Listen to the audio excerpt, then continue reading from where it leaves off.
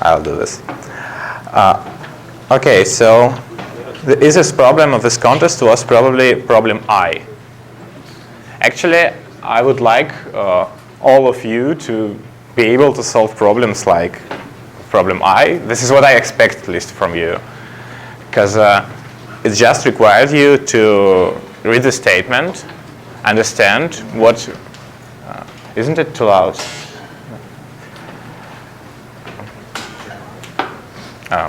Understand what is asked to do, and then just implement it. Pretty easy. Well, all what you had to check was like that. Put the marks in the array, and okay. I probably won't call anyone to share experience of this problem, but the easiest solution I can imagine here is like make an array of all days, and for every day we will store 0 if we were not present in the European Union for this day, and 1 if we were. Now just like read all the ranges in the input, take the corresponding range and fill it with 1s. Of course, this problem may be solved with much bigger restrictions, but that wasn't the point. Okay, so now then you have filled this array. That was step 1. Step 2 is just verify that if the condition given in the problem statement is broken. So you have to take any intervals of length 180 days and count how many 1s are there in this interval, in this segment. Also, this can be done in the most stupid way. Just like go with the cycle from the first day to the last day that still has 180 days segment after it, and then second cycle, second for loop that goes by the segment and counts how many 1s are actually present in this segment. Like, so the only thing you were required to know is arrays and loops.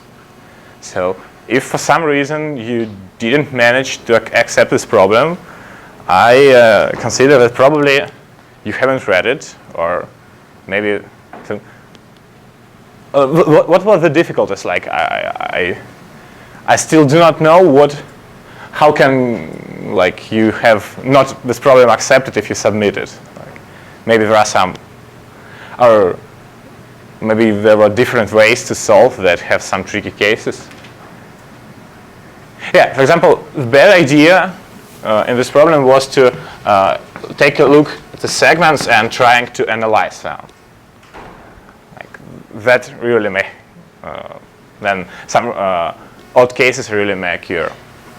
But anyway, what you definitely should do is, if you haven't solved this problem yesterday, today in the evening, go and solve it, please. Because this is like, it requires just the most basic thing to know. Also, yesterday during the contest, I mentioned that some teams were doing really wrong in the term, if you say about the order that we used to, in which we used to solve the problems. For example, there was a team that had no problem I accepted and no problem D accepted, and these two are the easiest problems of the contest. But they were trying to accept problem B, which none of the teams had accepted. Yeah, I know that if this was world final, like you will get $1,000 for accepting the problem first, but come on, I think you should care about your place much more. So what I would recommend you to do is look at the standings, at least sometimes. What do I mean by sometimes? Usually you need to take a look at the statements if you need, standings, sorry. Always look at the statements. At the standings, you need to look only if you have to decide what is the next step. Like, for example, you have many problems that you know how to solve and how to code, maybe it would be helpful to take a look at the standings and see that, oh, 20 teams have submitted this problem and only one accepted. Maybe I get something wrong. Also, this problem I and problem D. A brief look at the standings will show you that everyone is solving them. Usually that means they are really easy. Then, if you haven't read it so far, that's definitely a mistake. Another point is about reading problems. Actually, I would recommend you to have a special, so to like select one of your team and make him responsible for reading statements. That doesn't mean he's going to read all the statements. No, that means he's the one who's responsible that for some given moment of time you have read all the problems. He needs to like ping you all the time, like, hey, you read this problem. And it might happen that there will be some problem that is easy for you, but others, like the other teams, faces some troubles. For example, problem K of this contest was like the most tricky one. Like it has a very, very simple solution, but that is hard to get sometimes. It may be hard to get, but some team managed to accept this problem first. Like it was their first problem. What I recommend you to do also is to have, like, it may be helpful at any moment of time to understand what's going on now with problems. For example, you have just finished to code something, accepted, and another guy sits to the computer. You want to understand what to do now. What do you usually have to do? You have to ask, hey, do you have ideas on this problem and on this and so on? I would recommend you to make the table. Well, what's the format of this table? It's up to you to decide, but my team and I, we used the following. Rows were numbered with problem IDs, and columns were numbered as read, solved, written, and comment. And usually we just like, if someone has read the problem, he marked the corresponding field just any mark. And then here, if you already have a solution, or at least you think you have a solution, here if it's already coded. And if the problem was accepted, we just erased it from the table in some way. And also, comment is very useful stuff. I would recommend you to put here just a brief overview of the topic of the problem, like tree, strings, flows, and so on. So if someone who has just finished to code another problem, he wants to know what are the next steps. He takes a look and see, okay, there is a problem D that was read, wasn't solved, and the comment is tree. And oh, tree, this is my favorite topic. He starts to work on this problem. Especially this is needed if there are like many problems to go on the contest. If you have left only like 2 or 3, then okay, you can deal with them without the table. But okay, next, in my opinion, goes problem D.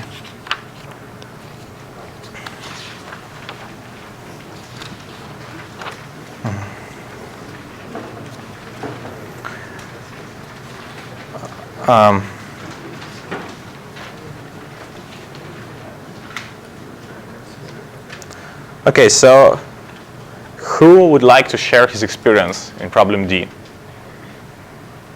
Okay, who managed to accept the problem D? I think almost everyone. Okay, and who think he has like the easiest solution? Like, well, who can show the easy way to get the right formula? Come on, someone. I want to hear how do you think of the problems. Good. So I No, just come here. And I will ask you to speak loud, because I have a microphone and you do not. So it was like this.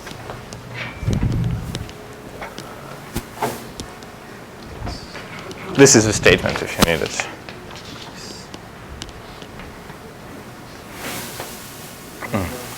So just to remind you, two balls managed to handle two experiments. In both of them, the ball was falling, but from different heights.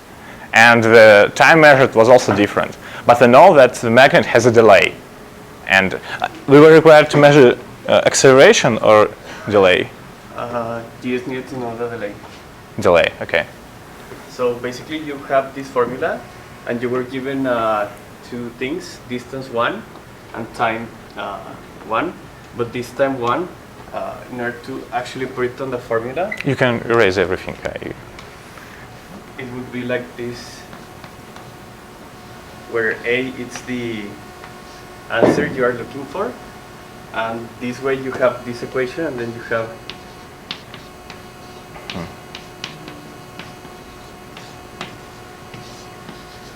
so now you have two variables and Two unknown. B and A, yeah, two unknown variables and two equations. So what I did is just I used the G, so basically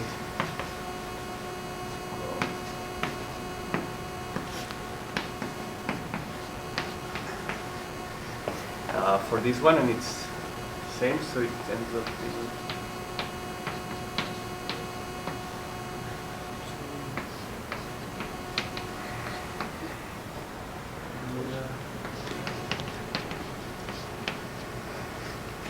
yeah. So then I just cleared the A, and I ended up getting like three variables, A, B, and C.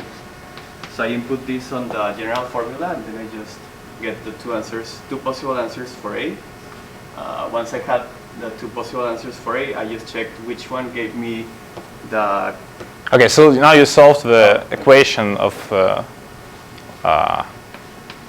where, like, not, I forget the name, not linear equation, but what's the English name for quadratic? Or? Yeah, the general formula. No, I do not need to think that. But you solved quadratic equation, yes? Yeah. Well, actually, okay, thank you. There is a way to avoid this. I know that this is not difficult, but okay, thanks. It can be done even easier. So what you need to do is just divide one equation by another.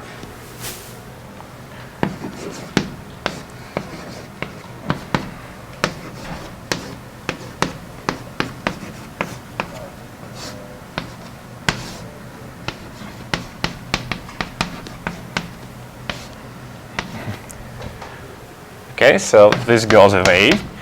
Now take a square root from both sides. Of course, we're interested in positive solutions, so we can do so.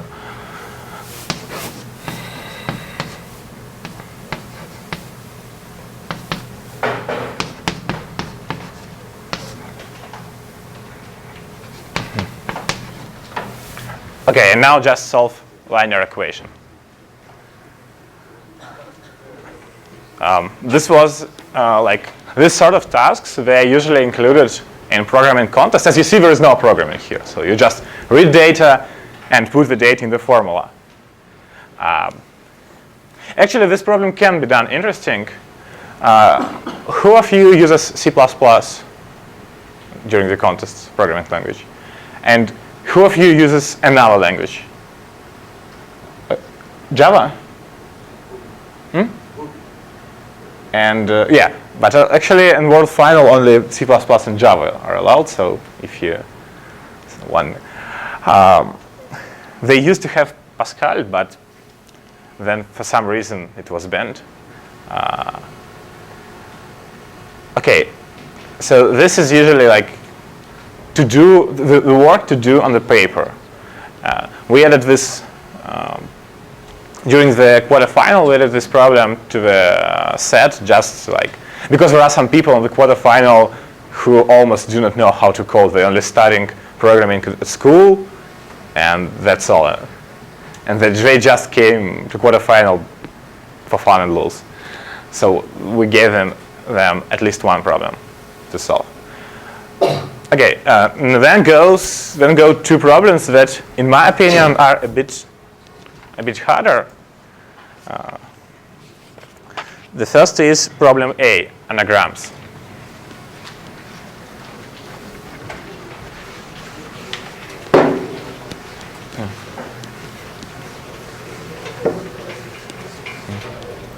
Okay, so again, who wants to share his experience in anagrams?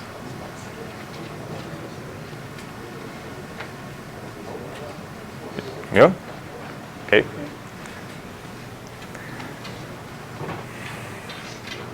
So as you see, this problem has a tricky samples. They're pushing you to write the wrong solution. Okay, so before you start, how many of you did? How many wrote the solution, print all powers of 2 that are all? We did our best to catch you. So I think that the first thing you need to do is to realize that if you have base B, no number equals or greater than B can be the, how is it called? B anagram. No. Be stable, be stable. Be stable. Why? Because if you have, say, I don't know, some, in base B, some number as AB, AB will divide AB0. Okay? But you won't divide A0B. Almost always. There are some exceptions, but that's the general thinking. Yeah, definitely sure. This is the first thing to note. There may be no B-stable numbers greater than the base. Yeah. So. But also the base itself also cannot be. Yeah. The next thing you need to realize is that any number that, let me think. If you have any number like A will divide any number that is only multiple of A, like that's trivial. But if you have, for example, in base 4, 2 and 1, 2 and 1, I think 2 and 1 can be divided only by numbers that have the 1 in the representation, because 1 can divide 2 and 1 can divide 1. But that's not the case, because if the base is 4, 3 can also divide 2 and 1. 2 and 1. Like 2 and 1 is 4 times 2 plus 1. And this is divided by 3, it's equals 0. And 3 can also divide 1 and 2. Okay? This is all in base 4. I think 0 and 1 would be more like. Huh? I think if you put 0 and 1 instead of 2 and 1, it will be. Well, we can just say that we have like some number, and then 0 and 1 and swap them. But never mind, okay. Go for it. But the thing you need to know, that's why 3 can divide 2 and 1 in base 4, and why 3 can divide any permutation of 2 and 1 in base 4. It's because when you take this 2 and 1 in 4, it can be expressed as 2 times 4, but plus 1. And 4, it's equals 2 times 3 plus 1 plus 1. Okay?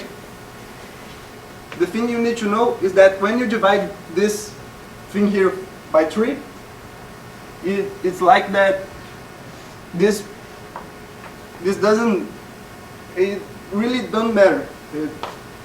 You have like, it's, when you take the modulo 3, these are equivalent, okay? And you can do the permutation. I think the idea is not Clear now? Okay, Okay. what he is trying to say is that, the statement that, thank you, we can show that, at least we can draw some examples first and then get to that idea that okay, so B, the base is, I think the base is N, yes. Oh no, BB. Okay, so the base is B, and we want some number P to be stable. So playing with neighboring numbers, we can get the idea that what we should have, that base modulo P equals 1. That means that B minus 1 is the divisor, P is the divisor of B minus 1. So actually the solution is all divisors of B minus 1.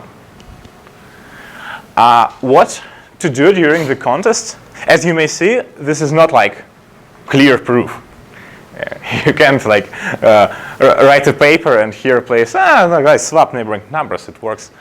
Rotten tomatoes fade you. So, but during the contest, you have no time to carefully prove everything. That's the point. But so what can tell you that the solution works? First, try some examples. Yeah. Try to reason it to some point. Do not try like to prove everything. Just if you see that you can make some reasonable arguing that this is correct, then it's probably correct. But it also then comes to the part where you take a look at the standings. Because if you look at the standings and no one managed to accept the problem, then you probably should think more. Maybe it only seems correct. There are problems where the solutions seem to be working, but it actually turns out that a lot of wild, tricky cases occur. But here, that was one of the most acceptable problems. So as long as you came to that idea, it's probably worth a try. Also, this is the problem that is pretty easy to test local, but okay. I personally never spent time testing locally. I mean, by testing locally, I mean not putting some manual tests. Of course, I always use some manual tests, but writing a stress testing that compares the result of the clever solution to the result of the stupid solution on many tests. I do this sometimes, but only for difficult problems. And here, of course, if you see that everyone accepts it, it's probably you just need to submit. Also, how not to be cached by this input. There is I don't know if any of you managed to solve Andrew Stankiewicz contest. Has anyone? Okay, Andrew Stankiewicz is the coach of ITMO teams, and this is like, I think, the only man on the earth who managed to create, only by his own, about 50 contests. I don't know how he does this, but never mind. Any of these 50 contests has a problem about Catalan's number. That is, he picks some sequence such that its prefix of like first or 7 elements, 6 or 7 elements, they coincide with Catalan's number, and gives this as the input, as the samples. So when you take a look at the samples, you see Catalan numbers. Of course, if you do not know that this is a trick, first idea is to print Catalan numbers. How not to be cached? I would recommend to just never try to guess the solution by the input. Just like try any other case. Yeah, the main recommendation is just never submit a problem without trying at least one different case. Okay, never it's too, sometimes you just do not have cases to try, but in 99.9% of times you can put one more case, one more test. Here, okay, if you accidentally pick 5 or 17, then it will still work, but the probability was pretty low. Okay, now the problems, that were 3 easy problems. That's like, they required no additional knowledges. The only thing you need to know is how to code. Now, problem became more interesting, called the hotter. This is actually one of my favorites in this set. You were given about 500 queries to guess. Actually, as I remember, the jury were able to do this only in 100, but we put the 500s here so you can try many solutions. Not who of you used binary search or like sort of ternary search, binary search? Okay, and who did some methods special like annealing or so on? No one. Okay. So who wants to share his experience in this problem? Someone? Someone? Okay, again, who managed to accept it? Okay, probably you want. No? Okay, no one wants.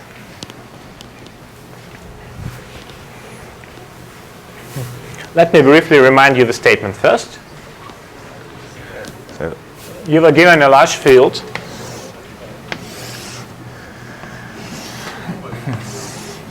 And some point, there was some point of this field that you got to guess.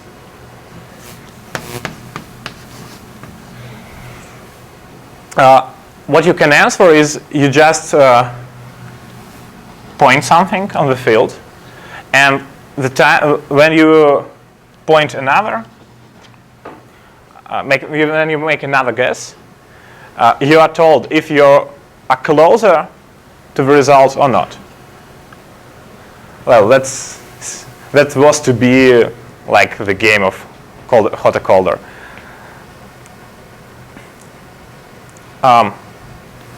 The first idea is let's determine two x and y, determine them independently.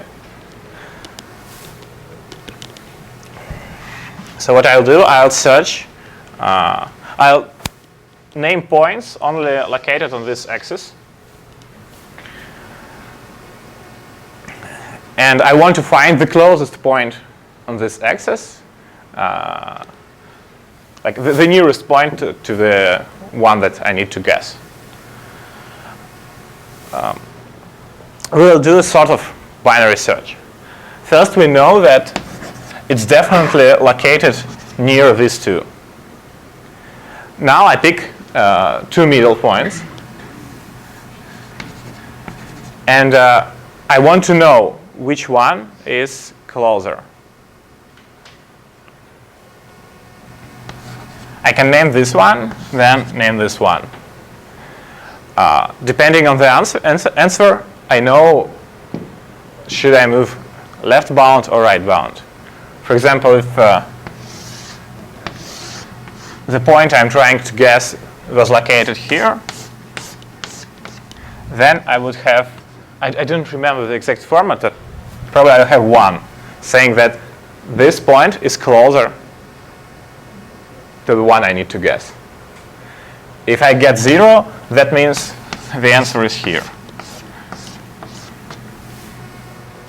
So, because I take 2 neighboring points, it cannot happen that the one I need to guess is lies on the distance between these two to one I need to guess is equal. That cannot happen. So I can always decide, should I go left or go right? Okay, so I move right bound and continue to search on this segment. As you can see, I need 2 queries to shorten the segment 2 times. That means the total number, and when I'll be over, I'll know the exact position. Okay, also maybe there are some effects that occur when L and R are very close, like. But you can spend some constant number of operations to determine what is the exact position. So you need to spend like 2 log C queries to know what is x of the point you need to guess. Now you do absolutely the same, but along this axis, and spend the same number of operations to guess its y.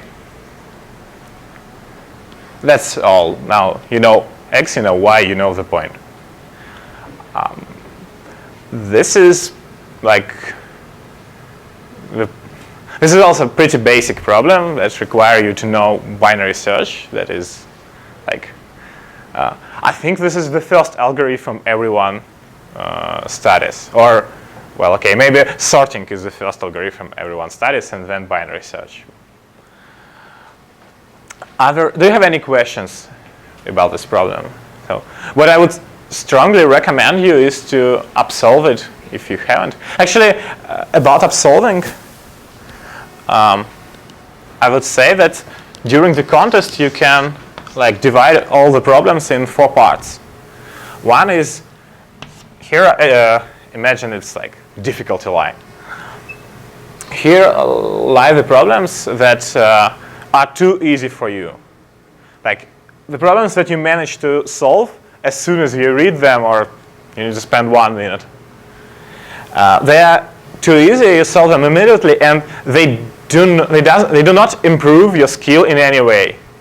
You can solve like 100 of these problems every day, and you won't improve at all.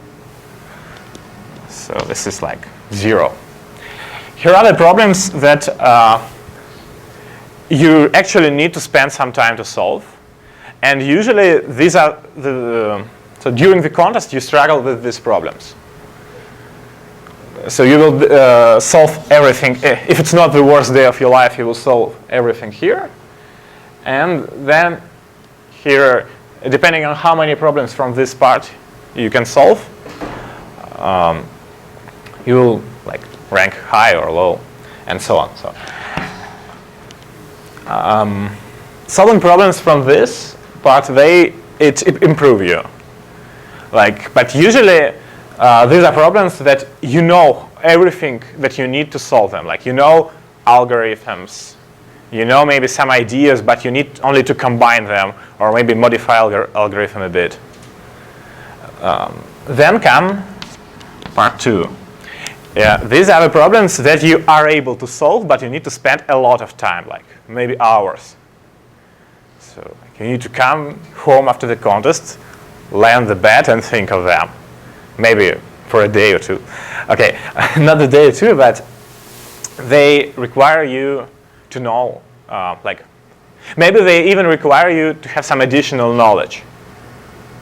So, for example, at some moment of time, you may understand that, okay, now I need the algorithm that does the following.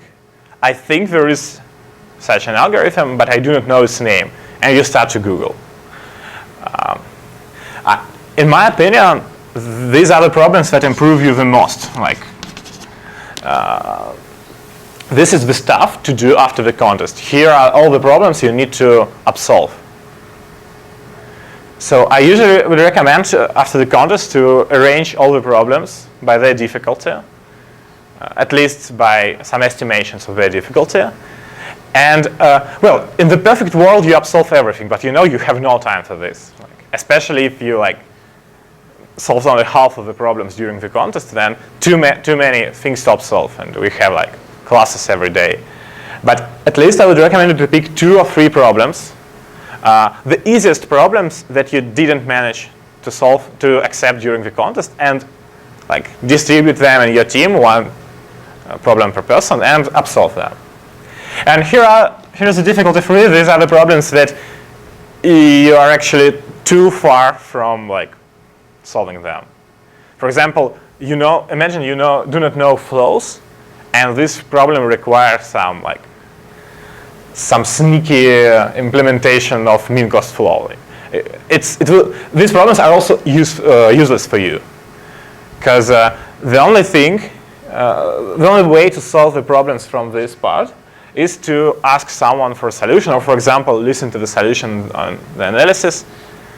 But if you just listen to the solution and then go and code what you were told to code, or even worse, if you take a look at someone's code and then you go and code this again, this is the most useless thing you can do. Like, okay, after solving 0, maybe the same. So if you just take a look at someone's code and that code the same, this is like, you will forget what, you will know no ideas from the solution, nothing.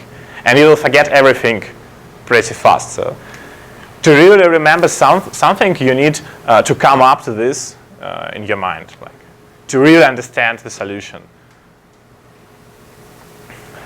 Okay, so my recommendation is to pick 3 easiest problems that you were not able to accept and accept them. Tourist has only 2 bucks. Tourist has only 2 bucks.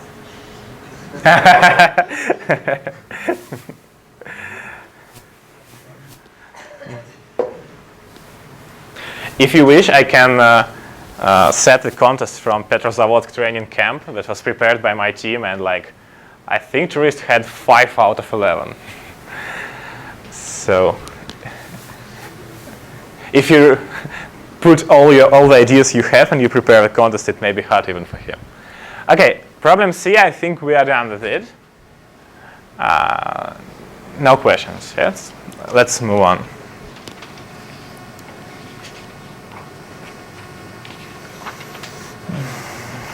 I would say then go problem H and problem G. They are, or maybe I forget something. I was the first.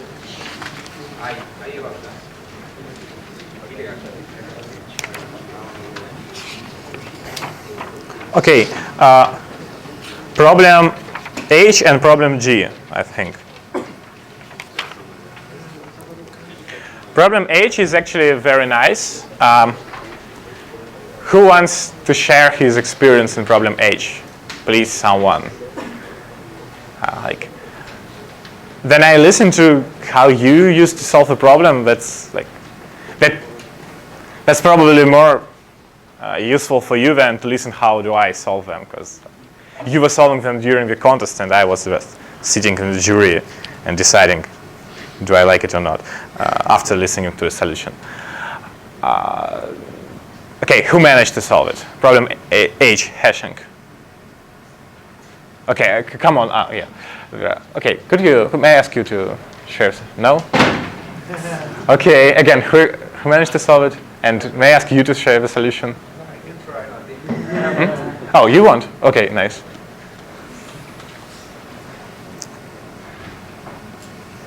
So there was some strange hash function determined here. We were to pick the subsequence that has this hash function, that has the biggest value of it. Okay. Yeah. Yeah. And Do you need the problem statement?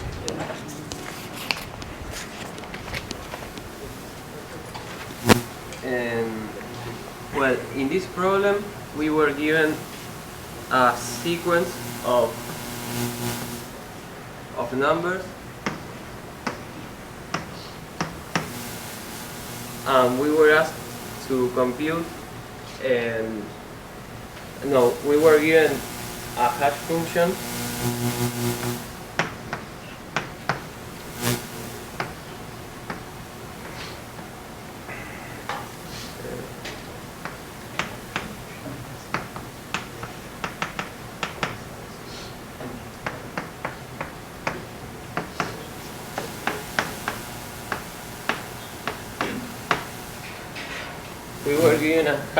like this, and which takes the string and computes the value and we were asked to find the substring, no, the subset sequence that make the hash maximum.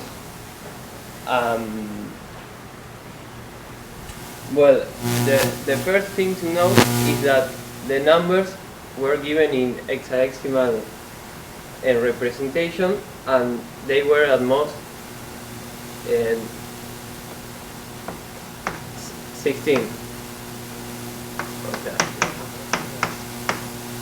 So the numbers were in the range of 0.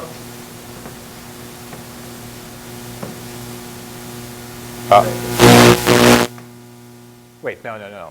They were, I think, they were, every digit was in hexadecimal representation. Yeah, but so there was exactly to the hexadecimal. yeah, so the range was from 0 to 256. Yeah.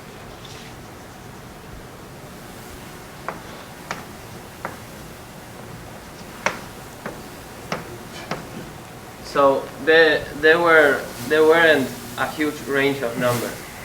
So if the first thing I noted is that in this formula, this number can be very high, and so if I want to make this number as huge as possible, I need to get this and big, because I can do much with this, because all of these are pretty low numbers.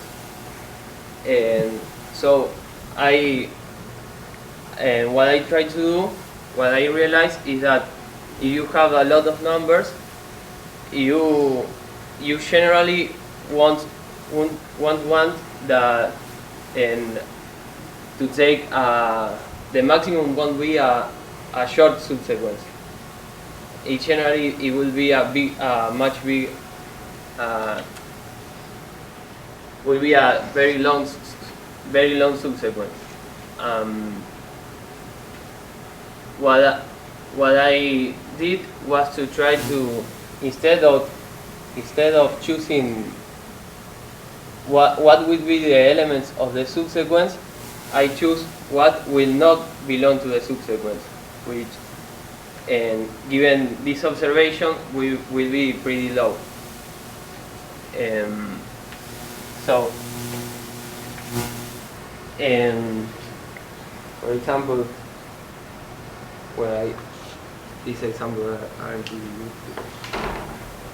good.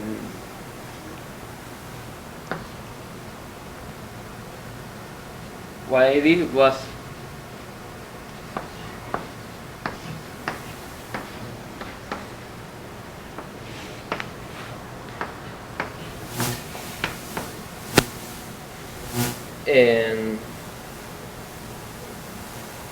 another observation is that if you have the subsequence, for example this,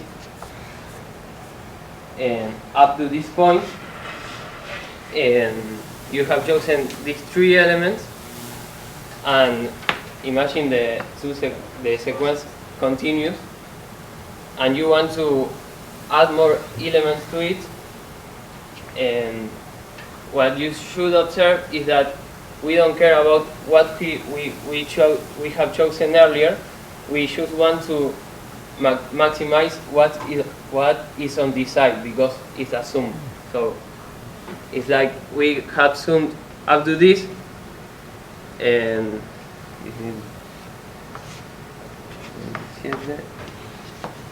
this is 23, and we calculate this. What is 36, we will sum this, and we don't care about what we have chosen earlier. We only care about how many we have chosen earlier. So, and what I have to think about is about doing a dynamic programming in where the state was in which position I am, and yes, I was in a position and how many I have not chosen earlier. And for example, an else. And so in each state, I will try to include this element into the subsequence and ignore it.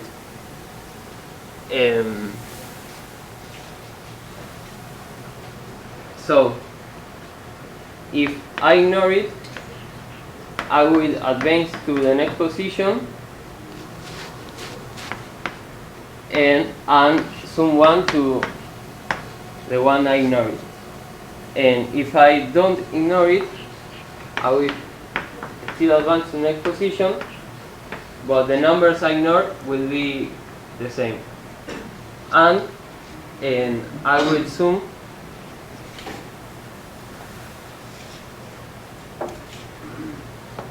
and Well, okay, I don't think we need an exact formula, but Yeah, the idea okay. is, yes, to use there is two-dimensional dynamic programming. This is how many elements we already took a look at, and this is how many we skipped. Not how many we have taken, but how many we have skipped. Okay, thank you. The idea here, but statements, hey, give me back problem statements. The key moment here is to realize that we are not going to throw away many elements, but how to understand how many, which numbers to put in this dynamic programming. What's the maximum number of elements that we can throw away? Well, there are two absolutely different approaches here. First is just believe that you do not need to throw away many numbers and set this constraint as high as possible. So like calculate, okay, I can put like 2,000 here and my dynamic programming still can work in time limit. Just do not think, put as much as you can and go for it.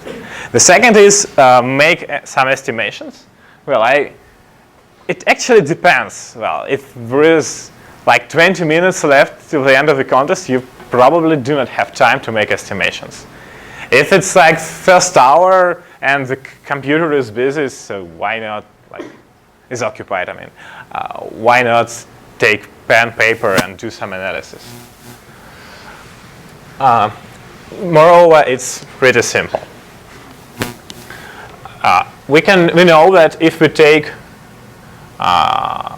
let's say m elements, then for any element, I can lose some of its value because of this XOR. But as we know that these numbers are not greater than, or lesser than 256, of course we know that we are not going to lose more than 256 because of this XOR. That means if I take m elements,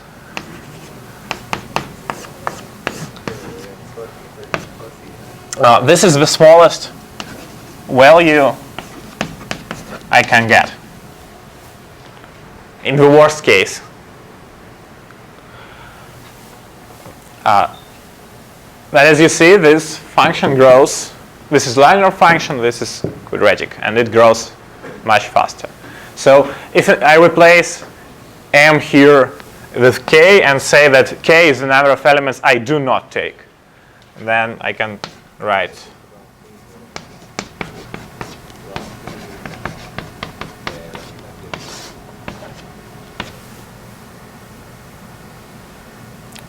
minus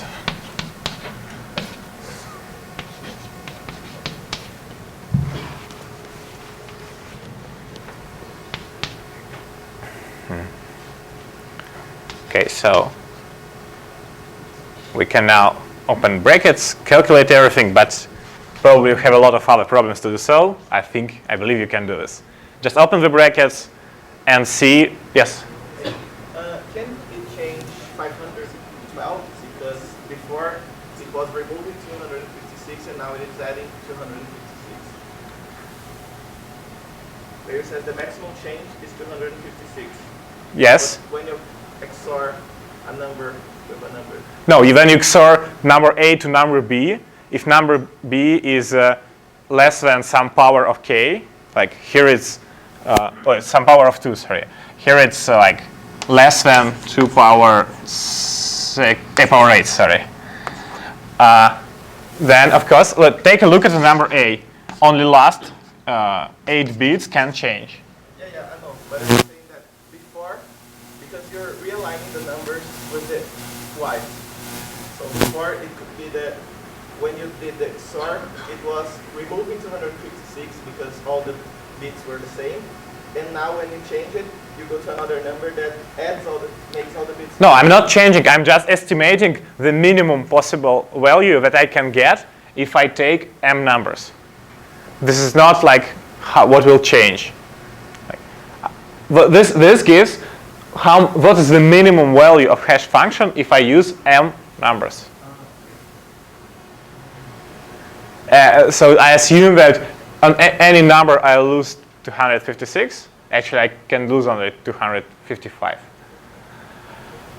Okay, so just open the brackets, and here you will easily see that you can't lose more than 500. But moreover, from our experiments while preparing this problem, we were not able to create a test where you are going to lose more than 120 or so. But we get the wrong answer with 100. Okay. I'll try better. So, any questions on this problem, on the approach, on the dynamic programming to use afterward? If no, I'm going to move to problem garden gathering.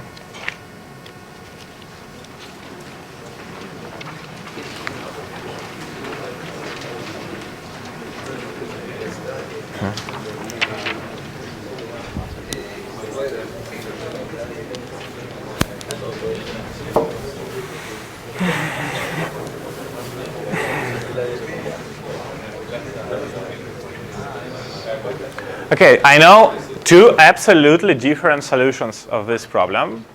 So who wants to share his experience?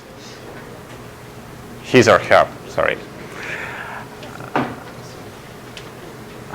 Okay, who managed to accept the problem first? Okay. What problem? Problem G, garden gathering. And do you want to talk about it? No?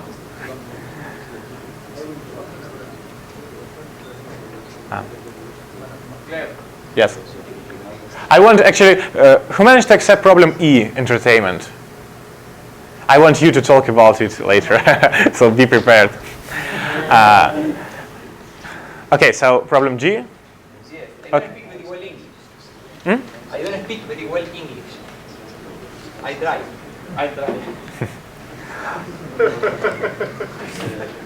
I always say present tense. Yes, here's a statement if you need it. That paper. Yes, in the problem G, we have a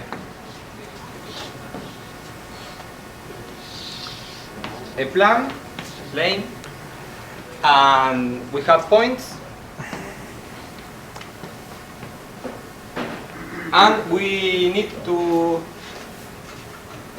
find 2 points that are más lejos. And we have a special grid when you can go in for 3.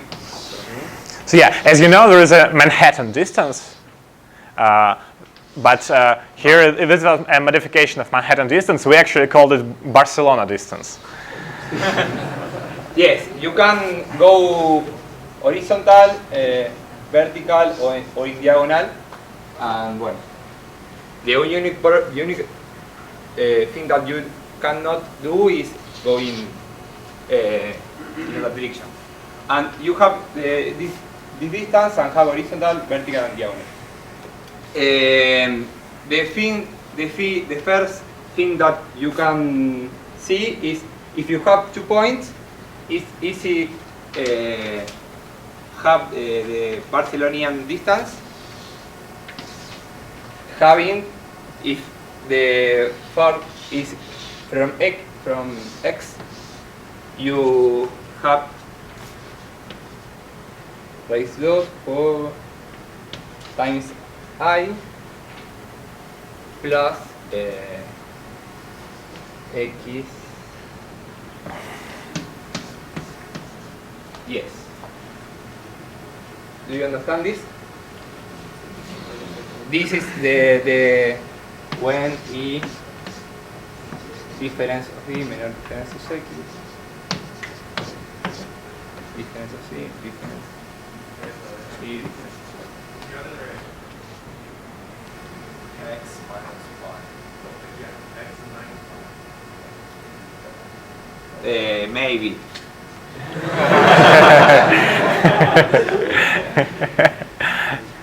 And you have with 2 points you calculate the difference of x, but is x equals x, and you can calculate the Barcelonian distance. In fact, you can do the calculate with other thing, that is plus the 2 distance, the 2. This is t plus t. Entonces ya plus y yes. This is difference x minus difference y, and this is minus and in fact you can calculate the Barcelonian distance 2 points with this formula.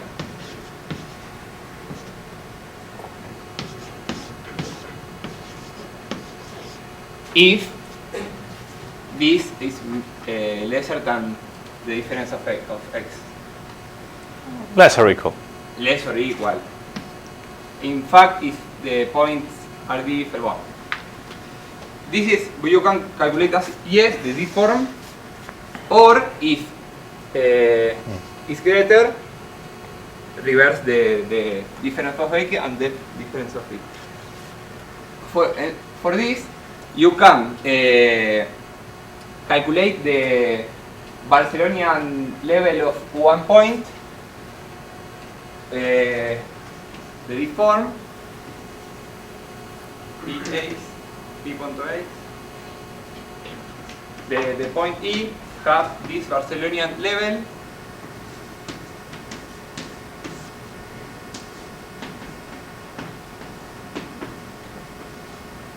and when you need to calculate the Barcelonian distance, you simply is the level of P less the level of Q, and this in absolute value is the Barcelonian distance. Yes? Yeah, only I separate the coordinate of P and the E. And when there are 4 cases, depends if for the absolute value and who is greater. But if you sorted the points in the 4 types of level, this is 1. The other is changing this or less and plus the 4 types. You sort it, and if you choose the first and the last, these are the candidate points. Okay. Yeah. Sorry for. No, it's okay. Thank you. In order to get the idea of this solution, I think you probably should understand how to solve the problem for Manhattan distance. So imagine first that there are no these crossings, yes, and you are given a simple grid, and you are allowed to walk only along this grid.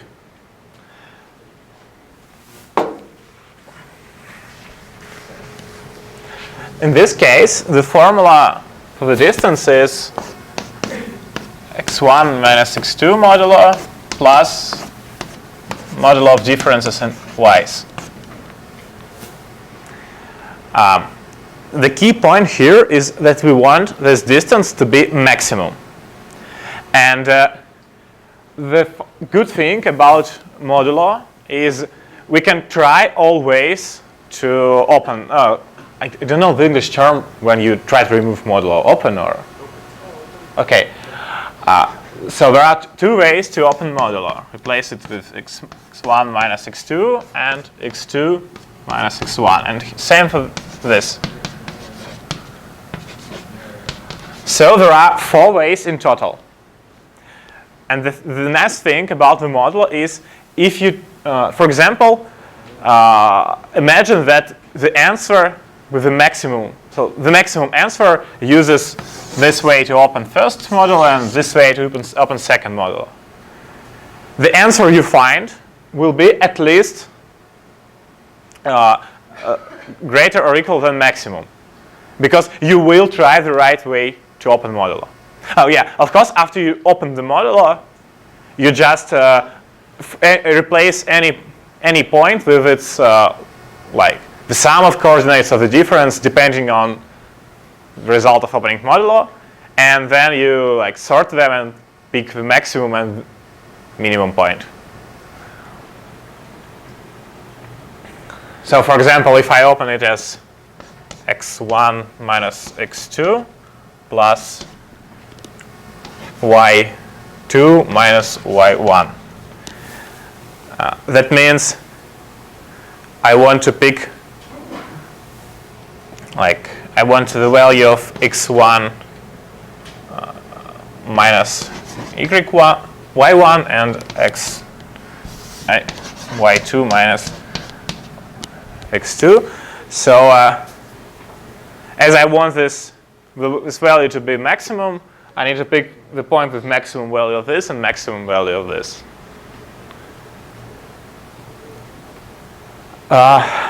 Okay. But why will I? Now they see that we will have at least maximum answer. But why won't we get bigger? Because of the modulo.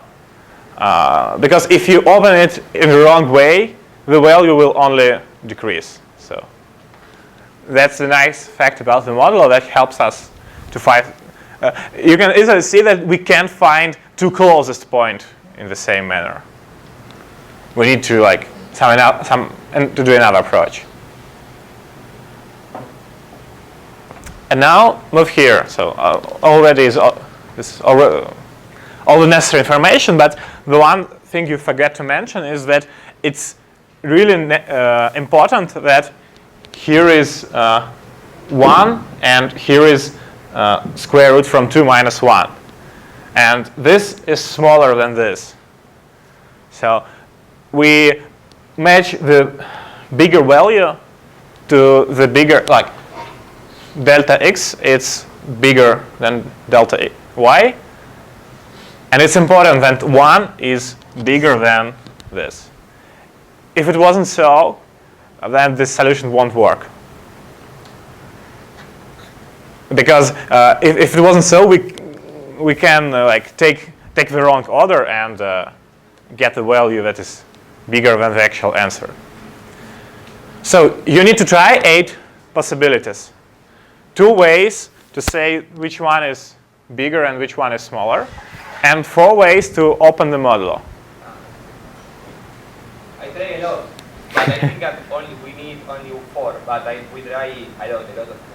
Mm-hmm. Okay, and another idea for solution that is, well, I won't say it's completely different, but it's pretty different, is that actually we can have some finite set of directions, and any two, like, so we need to pick a direction and then find 2 farthest points on this direction. For example, for Manhattan distance, these directions, there are only 4 such directions, yeah, going 45 degrees. And here it's a bit more complicated. I do not remember exactly like all these directions, but if you take some small grid and try all directions of this grid, this will work too. Of course, it's easy to pick 2 points under the given direction. You just calculate their position along the corresponding line. But one team managed to do the following. They said, okay, we do not know which direction we should use, but we know that this problem can be solved in this way. There is some direction. They did the following. They built the convex hull of all these points, and then, do you know this pretty standard algorithm how to find 2 farthest points in Euclidean metric? Who knows it? Okay, that's not that standard. Probably we are going to have a lecture about computational geometry, because I consider this to be one of the most regular topics of World Finals, and I'll tell you the solution. Okay, never mind. We will get back to this problem when we will talk about the 2 farthest points in Euclidean metrics. Okay, then I think that's all with Garen Gebring. Yes. We use a completely different approach to this problem. Oh, okay. Then do you want to share it? At least I want you to share it. In fact, No. Share it here. Because I already told you all the approaches I know.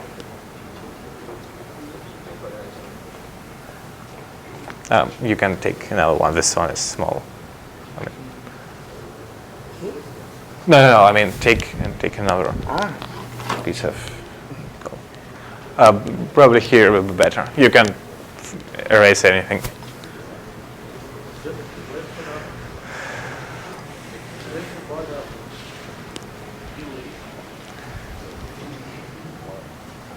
okay, so in first place, we at first thought that we had to use Euclidean distance. We first solved the problem for Euclidean distance. In this approach, we use a convex hull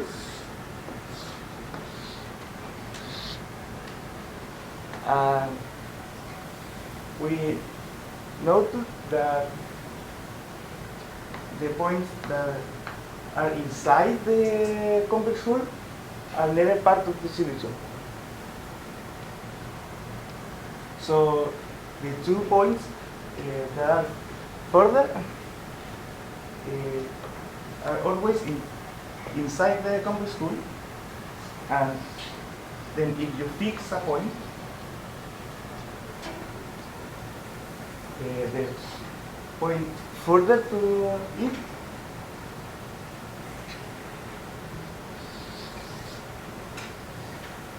is always a diagonal of the convex hull, and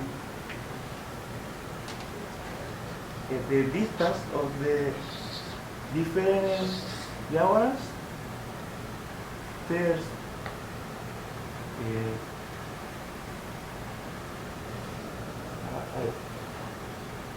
for example, this is greater than this distance, this is greater, and then it comes down.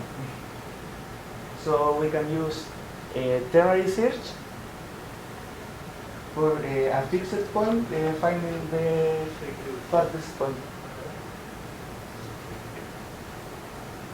And ternary search is log n complexity, and we search the further pair, fixing each point in n and finding the farthest in log n. So for this special distance metric, we found that this property remains. Okay. So in fact, we solved the problem. But do you know that this property doesn't work for? Well, you can't do the same if you want to search for 2 farthest points in Euclidean distance. Okay. I'll just do the example. Yeah, okay, probably this works, thank you, for this metric, but Yes, we think it works because this special metric have a triangular inequality. Triangular inequality, and I think this is the goals. No, I don't think the triangle inequality is enough. Because, okay, I can draw the example that this approach won't work. So imagine the problem. You want to find, thank you, two farthest points in Euclidean metric. Okay, of course, it's true that the answer lies in the convex hull, but you do not ever try to do the same, like picking all the nodes of the convex hull as one point and doing ternary search along the convex hull to find another point. Because, for example, I can print the following. Oh.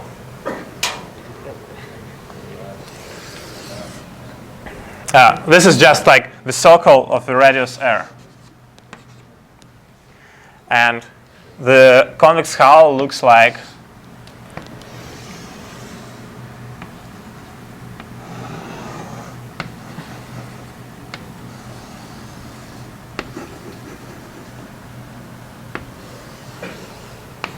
so you can see the points are alternating. This point is inside the circle. This point is outside the circle. This point is again inside, again outside, making this function. So this is the function you cannot apply ternary search to. Well, you can also believe that the tests are too weak to catch this, because like this is not like a trivial example to build, but I wouldn't rely on it.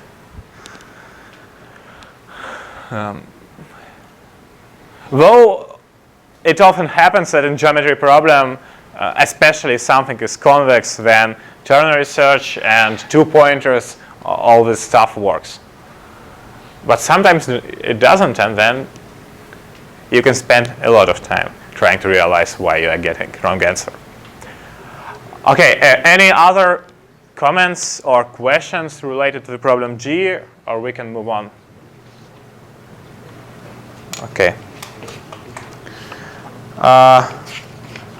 Hashing, no. Oh, King's route. I think this comes as the next problem by its difficulty. It actually has a very funny solution. So,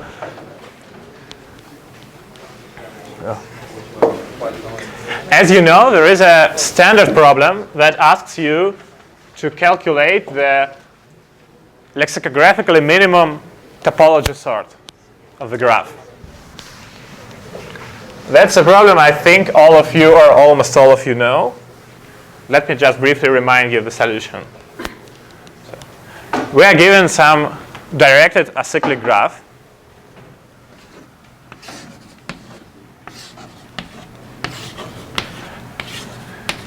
And also, like any node is assigned some value, and it's guaranteed that all the values are distinct. Because if it's not, then things are much more interesting. So we can just say that there is a permutation assigned, we can use just numbers of nodes. And we want to find a topology sort that is such the order of nodes that all the edges go only from left to right if the nodes are arranged in this way. So to find any topology sort can be found in linear time just by doing depth first search or breadth first search algorithms. But if you want lexicographically minimum topology sort, then this problem cannot be solved. Actually, there is a proof that this problem cannot be solved in linear time.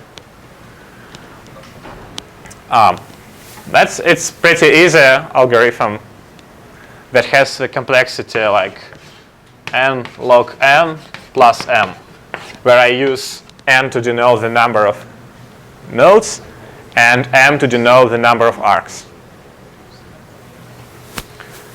well, I should.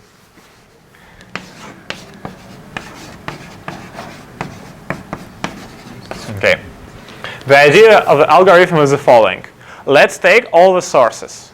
Source is the node such that there are no incoming arcs. So, for example, there are 3 sources in this graph.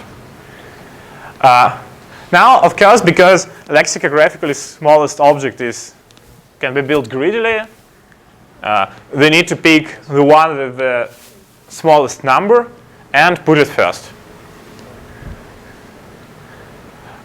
Okay, take the one with the smallest number, put it first in the sort, and just erase it from the graph.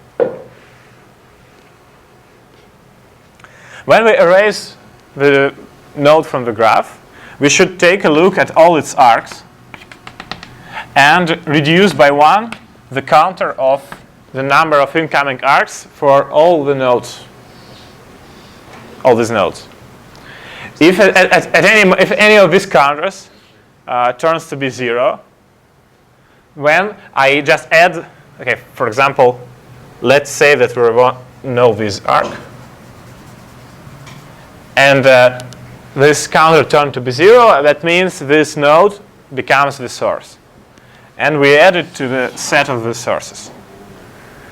So we just use heap or set or anything to support them. We do not need them in the sorted order. We only want to be able to pick the smallest. So I think the heap works fine. Okay, I pick the smallest. And again take a look at all arcs and so on. So this is the algorithm of how to build the lexicographically smallest topology sort. But in this problem, you asked of another object actually. You asked to pick such a permutation that's I do not. I found it the problem, but I don't know the English name. But if we have permutation row, then what's the name for this permutation? Reversed, yes, sure. Thanks. So we need to pick such a permutation that reversed 1 is as small as possible. So that is, node number 1 goes as early as possible. For this case, for equal cases, pick the one where node number 2 goes as early as possible, and so on.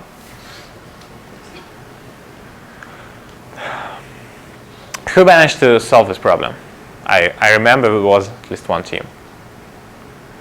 Okay, could I ask you to share the solution? King's Route. No? I just noticed that it worked for some cases. That's okay. That's a normal way to solve problems. Do you know how to prove that 60 is divisible by all numbers? Okay, take 60, it's divisible by 1, divisible by 2, divisible by 3, divisible by 4, divisible by 5, oh, even by 6. I think it's divisible by all numbers. So that's how it usually works.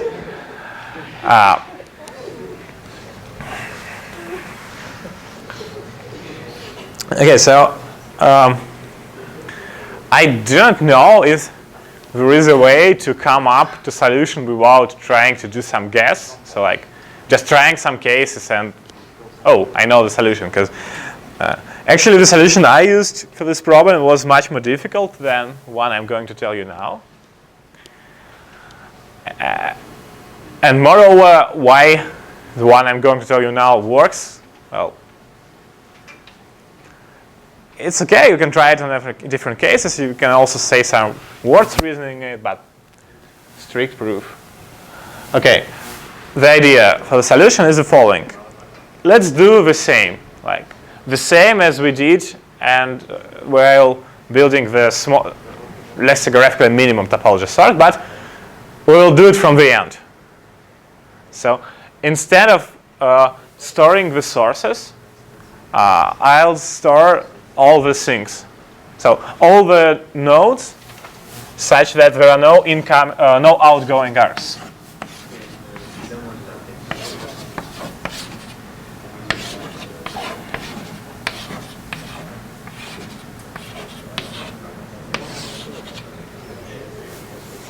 Okay, so for example, there are two things on this graph. And also, instead of picking minimum node, I'll pick maximum node and put it at the end.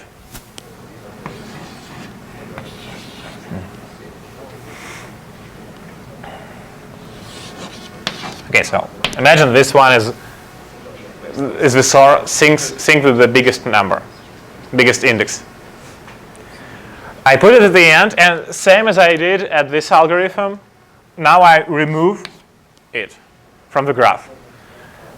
Look at all these arcs, reduce here counter by 1, and for this node there are no more outgoing arcs, so I add it to the sinks. That's all. This algorithm, for some magic reasons, will build you the answer. Here, to analyze why this is the answer, we need to go, we need to do some things that are much harder than just this solution. So I can tell you that among the on-site participants of this contest, probably half of them just guessed the solution. Well, it's also, as I already mentioned today, it's normal way you pick a random solution that seems to work, then you try it on different cases. You try, but you need to honestly try to fail it. If you not thinking, oh, I don't want to find counter tests, that will mean my solution won't work, this will result in a bad thing. Honestly try to fail yourself, to invent a test. If you were not able to do so in a reasonable time, then, okay, at least it worth a try. A wrong try will cost you 20 minutes of penalty, and spending hours and hours on testing is more expensive.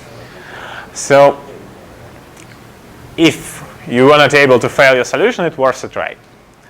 And now let's do some analysis of this graph so we can reason why the solution even works. To do so, we want to describe the solution that has complexity nm. How does it actually work? Let's pick the node with the smallest number in all graphs. Node number 1. And now we split the graph in two parts. Actually, okay, we know the goal. The goal is we want this node number 1, just use the definition. We want the node number 1 to go as early as possible. That means, but what is the earliest position we can place it to? How many nodes are guaranteed to go before it in topology sort?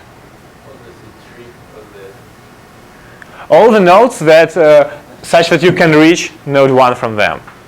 Because if there is a path from the node to node 1, then surely it needs to go before in topology sort. So here in my example, there are 3 such nodes, 2, sorry. And I know that I definitely need to put them before. Okay, so what I do is I pick node 1, I do the depth first search, and anyway, I just find all the nodes such that I can reach node 1 from them just by doing any DFS or BFS on the graph. And then I split the graph in 2 parts. That is, all these nodes, okay, 3 parts, node 1 and all other nodes.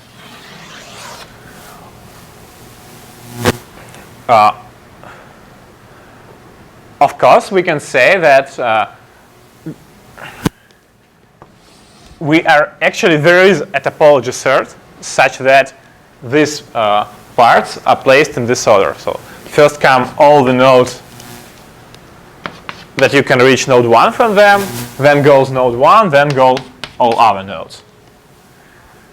Oh, because there are no edges of this way. Why there are no edges, arcs, sorry. I'll use edge in undirected graphs and arc in directed as it should be. So why there are no such arcs? There was one. There would one node from the right would have a path to node from the left, and the node from the left would have a path to node 1. Yes. And then would have a path to 1. Absolutely right. That means if there are no such arcs, because if there is such arc, that means I was wrong splitting in two parts. Of course, there are no such arcs by the same reasons, and no such arcs because we know that the graph is acyclic. Okay, so from the one hand, we know that all these nodes should go before 1, and from the other hand, we know that there is a topology sort where they go before it. So that's the right way to do it.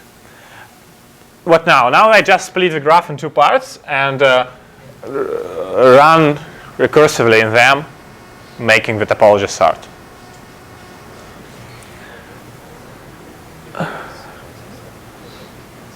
So Square m this way. that works in NM time. This is like not the correct solution. Like you cannot accept it. This is just one of the possible solutions. Like it's correct. Like the first one, like B, the first one, and then you just have like n minus 1, and then you have the same problem you have with quick sort, and it becomes quadratic. Unfortunately, no, because in quicksort, actually there is a solution that does the same as in quicksort, but in quicksort you pick a random node, not the first one. So, and if like you can't say, okay, I'll pick the first node and it split me in two parts, because probably the node 1 will always go first or always go last, and that means I'll have to make n steps. But yes, this solution can be modified to work like a quicksort, but it's much more difficult than the one yes?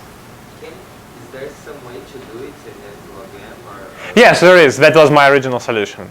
But I see no reason to tell it, because like it's hard. It involves trees and LCA and so on, and you see this solution requires just nothing. Just a lucky idea. So what I want to do now, why I'm telling you all this, I'm trying to reason this solution at least a bit. Because, well, this doesn't seem to be true from the first glance. Well, maybe some of you even tried, because I know that on the on-site contest, many people tried just use the minimum topology sort. I think there are some people who also tried this, yes?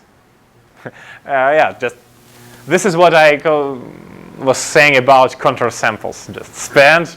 I think the first sample will fail. Like not the first, but if you try 2 or 3 different graphs, they will fail with this solution.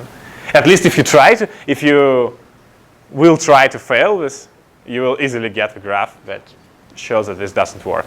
I think the graph that shows that minimum topology sort is not okay is something like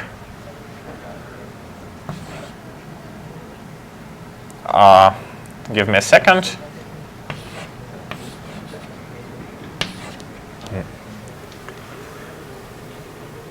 Yes, that's it. So you see, the minimum topology sort of this graph is 2, 3, 1. But the topology sort that is minimum in the terms of this problem is 3, 1, 2.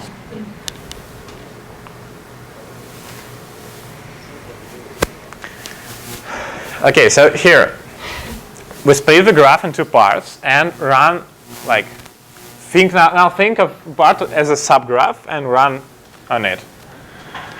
It will do some additional splitting.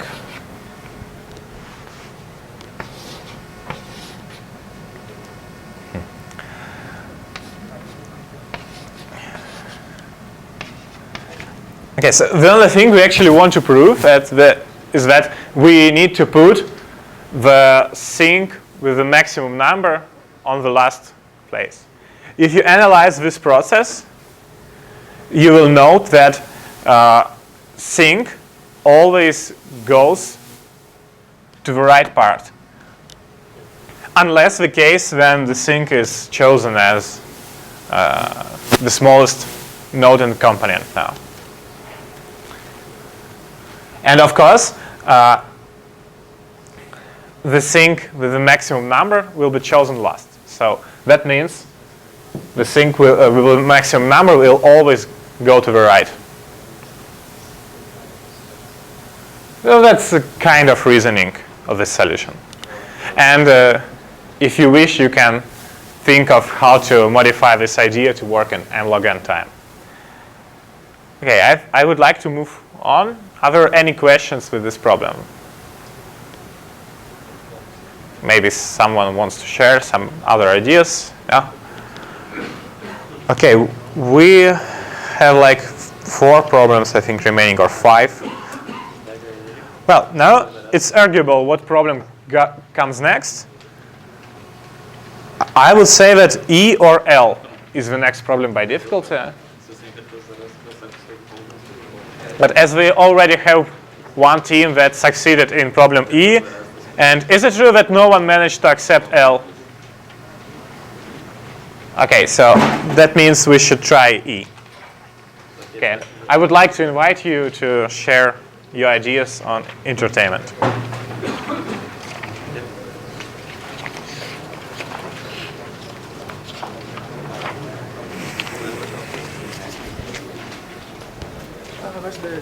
Oh, here we go, and this.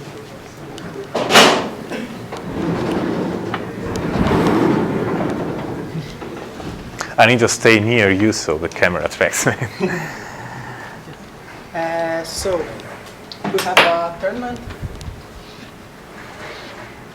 So we have n players.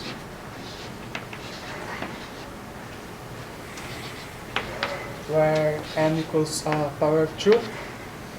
So it's a basic tournament. 2 consecutive players. Single elimination. Yeah, single elimination. Until only one wins. And each player has a value. It's how, I don't know, interesting he is. And for each match, how interesting the match is the product of the A's of the participants. And the value of the whole tournament is equal to the sum of the interesting of all the matches.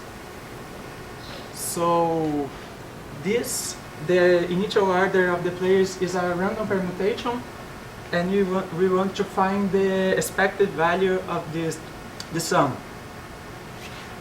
So we want the expected value of the sum of how interesting this match is, plus this one, plus all of this. And because of linearity of expectation, this is the expected value of this one, plus the expected value of this one, plus everything. Sure. And all of this in the same level are the same thing. So we have to calculate the expected value of these log n values. Mm-hmm. So for a given match, suppose we can do n square now. We want to fix that player I and player J will find.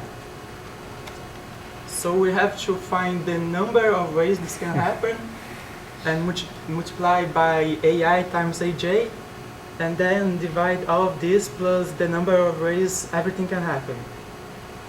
And we find the expectation for this node. So basically, let's assume I is smaller than J. So we have like I here, J here. So we have to choose where each players begin. In the side of I, he has to be the smallest number, and on side of J, J has to be the smallest number. So suppose there are 2 to the m players on the side and 2 to the m on the side. So we want to choose, we already know J is someone here, so we have to choose the other 2 to the m minus 1 players that will go in the side. So we have something like, it will be something like AI times AJ plus the number of ways, which will be n chooses, no, not n, we can only choose from here. N minus j chooses 2 to the n minus 1, and they can be in any order there, so we multiply by 2 to the n factorial. It's A. Like, A? it's usually denoted A from, like, you know, this C. Never mind. Just go forward. Okay. I mean- And for the other part, we had already chosen 2 to the m here. So there are n minus I minus 2 to the m candidates, which will play y, and the same thing. Choose 2 to the m minus 1 times 2 to the m factorial. But the thing is that each of these terms, they depend only on I or only on j.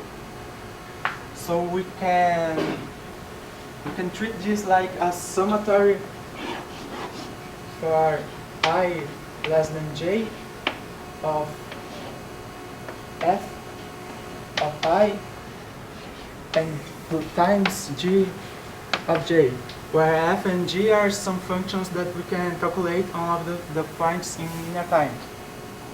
Okay? Mm-hmm. Yeah, sure. And this thing, it's easy to calculate linear, because it's like, it's sum for I,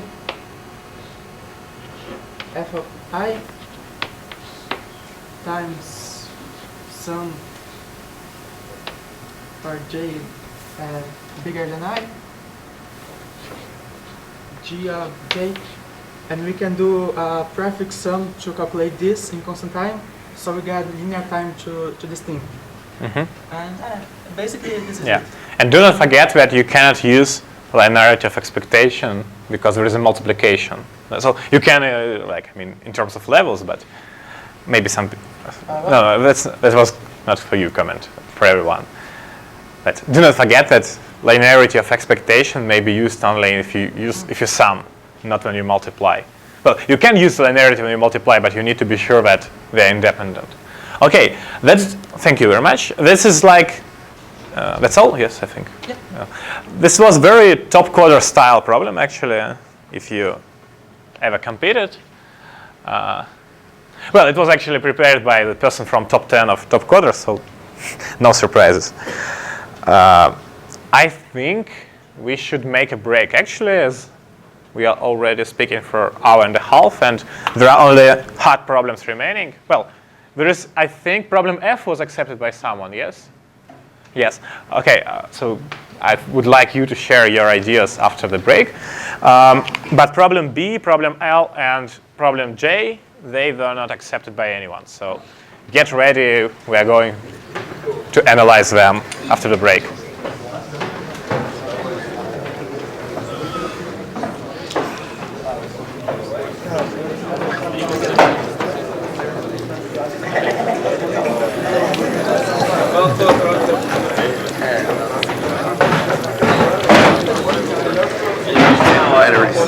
So, have you seen the translation when I call someone and I stay near him? Is he inside? It's okay. Everyone's Okay. I just have to turn your system off. Yeah. We can change the batteries.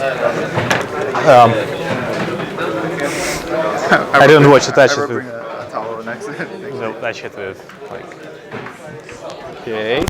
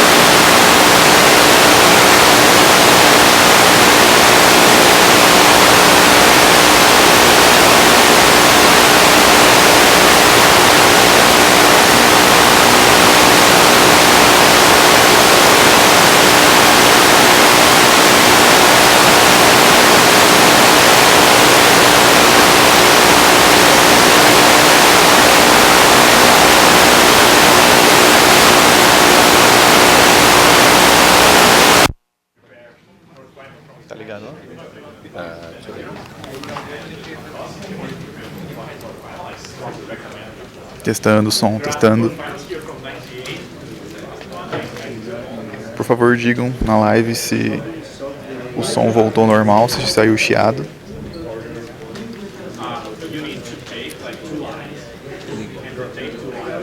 Por favor, digam na live se o sistema de som está normal, se vocês preferem que a gente mude.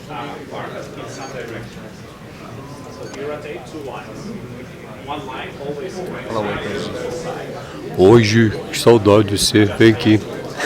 A bateria que você trocou não está funcionando, tá? Se você não estiver ouvindo, é culpa sua.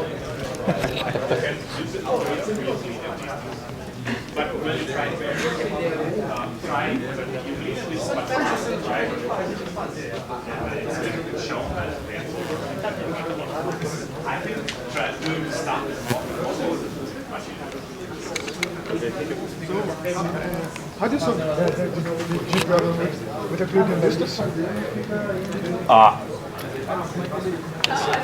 Could you give me a please? So when I need to solve the Euclidean distance, I build the convex hull, and now instead of trying point and finding the farthest to it, I say that I have two parallel lines. I rotate them around the polygon, and at any moment of time, I want to find like the distance between this. If I take any angle, and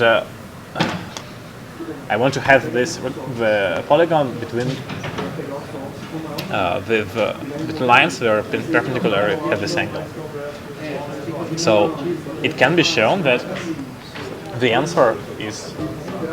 So imagine these are two farthest points. Then if you pick Euclidean, you pick perpendicular and take these lines, they will give you the distance. So you need just to rotate these lines. How do I rotate lines? I fix the side and say, okay, I'm looking at a line that is parallel to this side, and I have a pointer. The good thing is that function of the distance from the line is unimodular. The function of distance from point is not. The distance from line is, because it's linear, actually. So I use the second pointer. I move it until the distance increases. Then I try all these pairs, like this pair and this pair, and then I rotate the line. I go to this line. I start to move point from this point on it. So the total complexity is linear. This is like the idea. Okay, for Euclidean distance, but what for the G problem distance? How do you For G problem distance, I actually recommend to do the approach with modulus. But if you're doing so, you solve the problem absolutely the same as for Euclidean distance. But every time you try some pair, you try both in Euclidean distance and in Barcelona distance. So in Euclidean distance, you just decide whether you need to move or not. And so you have some So you walk the pointers based on Euclidean distance. Yes. And then when you have the fastest pair of points, you take the Barcelona distance. Yes, I also take the Barcelona distance. Okay. But I that works. But well, this is much harder solution than the expected one. I will be right back.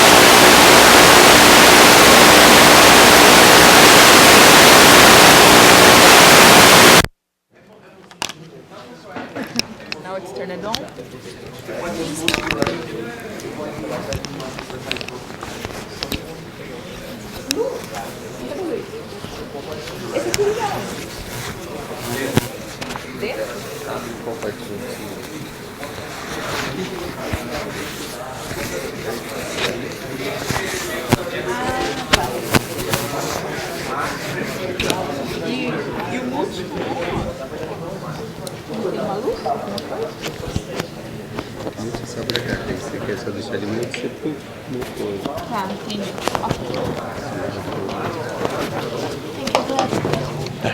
Thank you.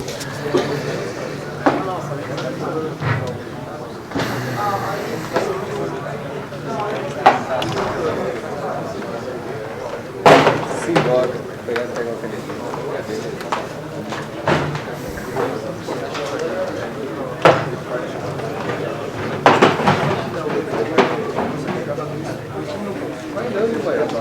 Não, tem que acompanhar as crianças. Acompanha o vídeo, não tem também.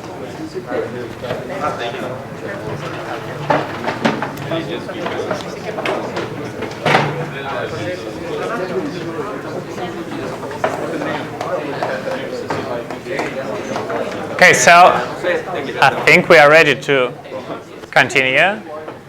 Are there no more people left on the street? Okay, I think they can guess they should enter. Brace yourself, the hardest problems are coming. And we will start with the only one of them that was solved by at least one team. This is flow management. Well, the problem with pretty weird inputs, like you have 10 integers and they all have different meaning.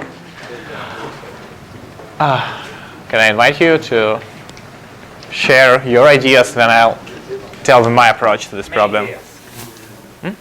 Main idea. This is a mathematical problem. It's difficult to understand. I don't understand. For this, Mariano read to me. There are one type of tube. There was pipe. There are two types, tape A or tape B. That is a half or three quarter.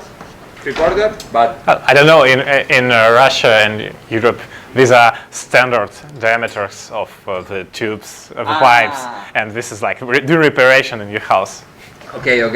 You have two types, Russian pipes, A and B, and you have a big pipe of one of two types, suppose type A, and you need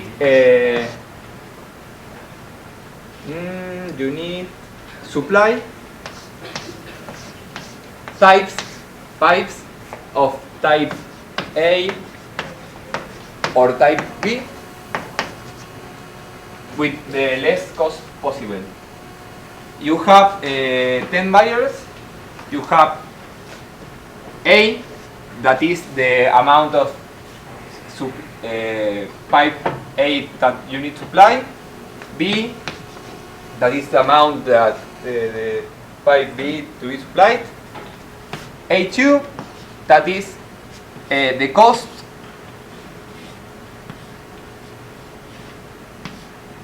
of have the A to AA.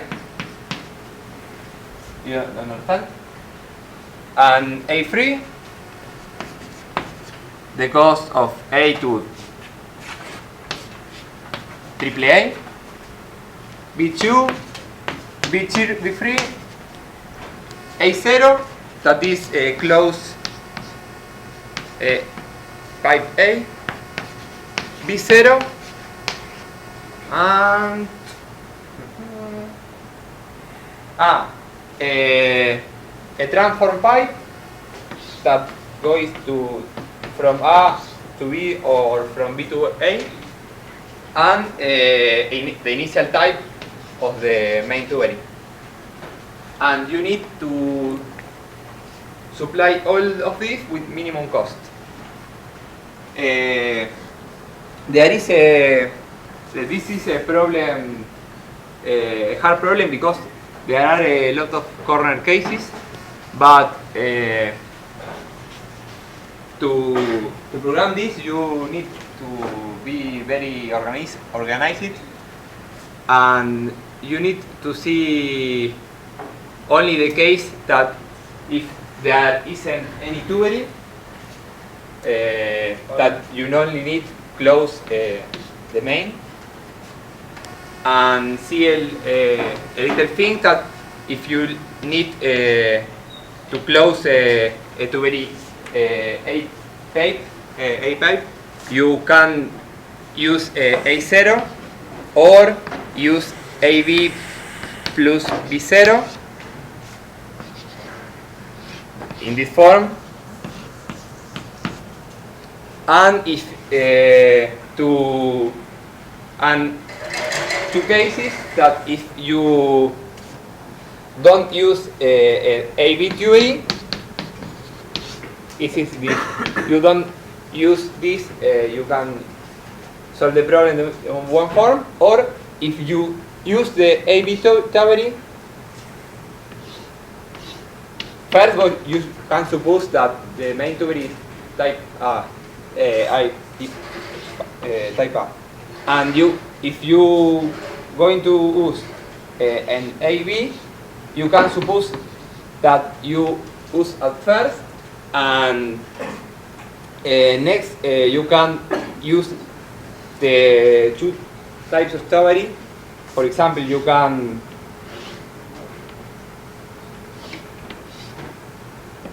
use A3 to apply the tubery, or A2 with A or with B. And now only see the cases, and when you need to supply a amount of tubery, you can have a form to supply the to supply the 2 to 2, and then have a form to supply if you have a odd amount of tubery pipes. And for last, have a last case if you because you first supply the type A and next supply the type B, you have maybe you need use first an A3 or B3 and plus the MB and supply 1 and 1 simple case, and think yourself. Okay, thank you. Okay. I'll tell you. No. Okay, so yes. I'll tell you a bit more general solution. Like, personally, I do not like to treat the cases because I always forget some, and that's why I prefer to like generalize problem. And okay, first, probably. Oh, never mind. We can note that if the target A and B values, if they are not big, like let's say 1000, we can use dynamic programming. So we can imagine as staying here. And what are the moves we can make? We can like add +2 of type A, +2 of type B. If we switch one tube to another, this is this sort of movement. And the goal is to move from having like 1, 0, 0, 1 to having A and B. This is an easy dynamic programming approach, but as we can see, the jumps we make are pretty small. This means that we can at least use, we can do greedy to some point. Like, I can pick this A, B, and B and greedily use some tubes until I got to the small values. this is only the concept. I'll give you another example to understand what I mean. You probably all, or almost all of you, know rucksack problem, yes? So it says we have like items. Items have its weight and its cost, and any item can be used as many times as possible. It's rucksack problem because, like, imagine you are going hiking, and this is the number of calories in the food, and this is its weight, and you want to, like, you know how many you can carry. You want to carry as many calories as possible, so you can have as long hiking as possible. As I remember, it's rucksack or so. You can. It's very, very well-known dynamic programming. Actually, this is an NP problem, but it's also pseudo-polynomial, so we can use it using dynamic programming approach. Okay, so we have these items, and we want, like, to have some large we want to get A. Actually, no more than A, but let's say exactly A.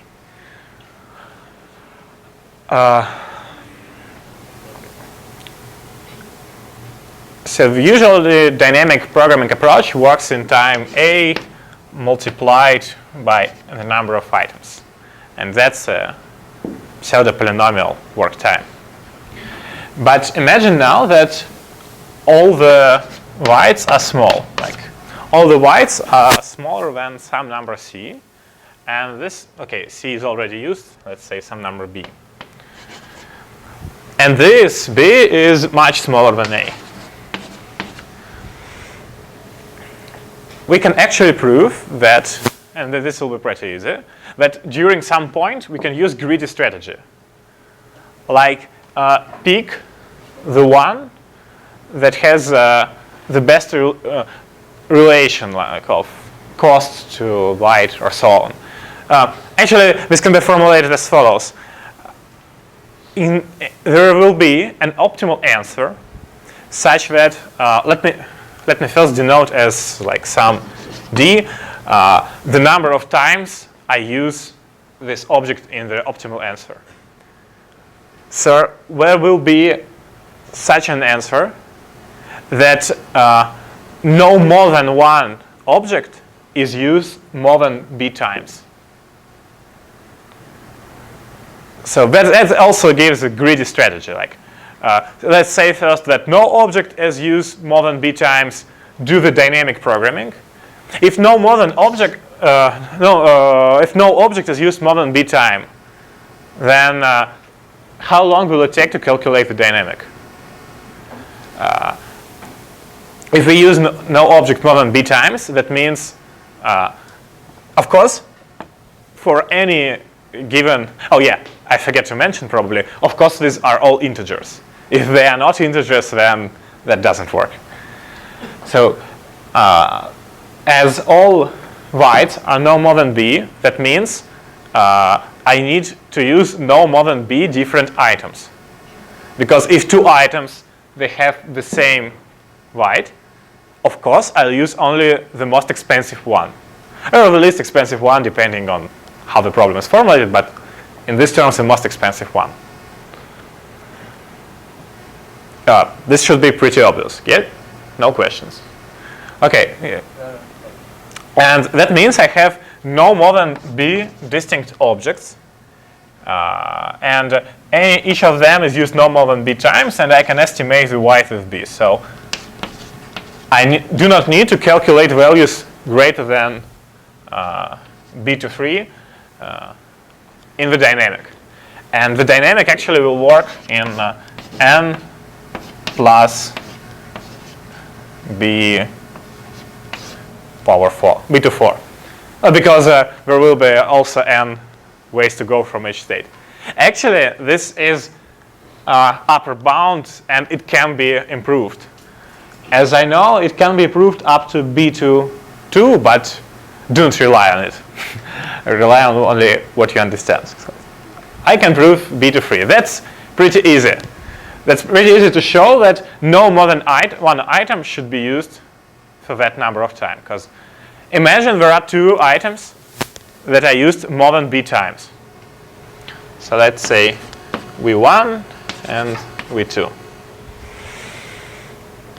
And they are used b times. Because all of these values are less or equal than b, that means, okay, how do I paint this?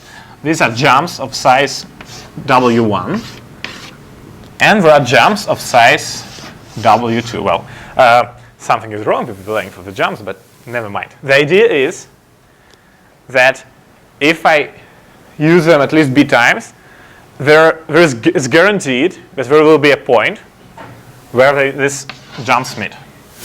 Of course, if I make the jump of size w1 for w2 times, I will get this point. Maybe it will occur earlier if they have like greatest common divisor less greater than 1, but never mind. What I know for sure that if I use object 1 for w2 times, I can use object w2 for object 2 for w1 times, and this will give me the exact weight, exactly the same weight. But the cost of the first approach will be c1 multiplied by w2, and the cost of the second c2 multiplied by w1. Now what I can do is choose one that is bigger or smaller depending on what is the target function. Let's say bigger cost, and replace another one. So this is how we prove that there will be at least one optimal answer where I use no more than, well, there is no more than one object that is used more than b times. So what we can do now is we can calculate this dynamic and try for every object to use it this many times.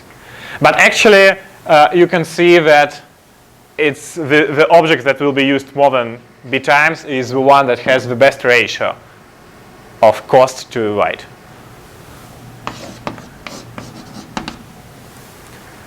So here is how you can reduce the limitations in the rucksack problem. Here is one-dimensional. If you know that all weights are small, but the target is very big. Actually, the same thing can be done for two-dimensional rucksack problem. What is two-dimensional rucksack problem? It's I have A, B, and cost for any object, and I want to pick such a subset of. Okay, let's say I can use any object as many times as possible, but I want two conditions to be satisfied. The sum of A should be no more than A, and the sum of B should be no more than B capital. And also, the sum of the cost should be maximum or minimum.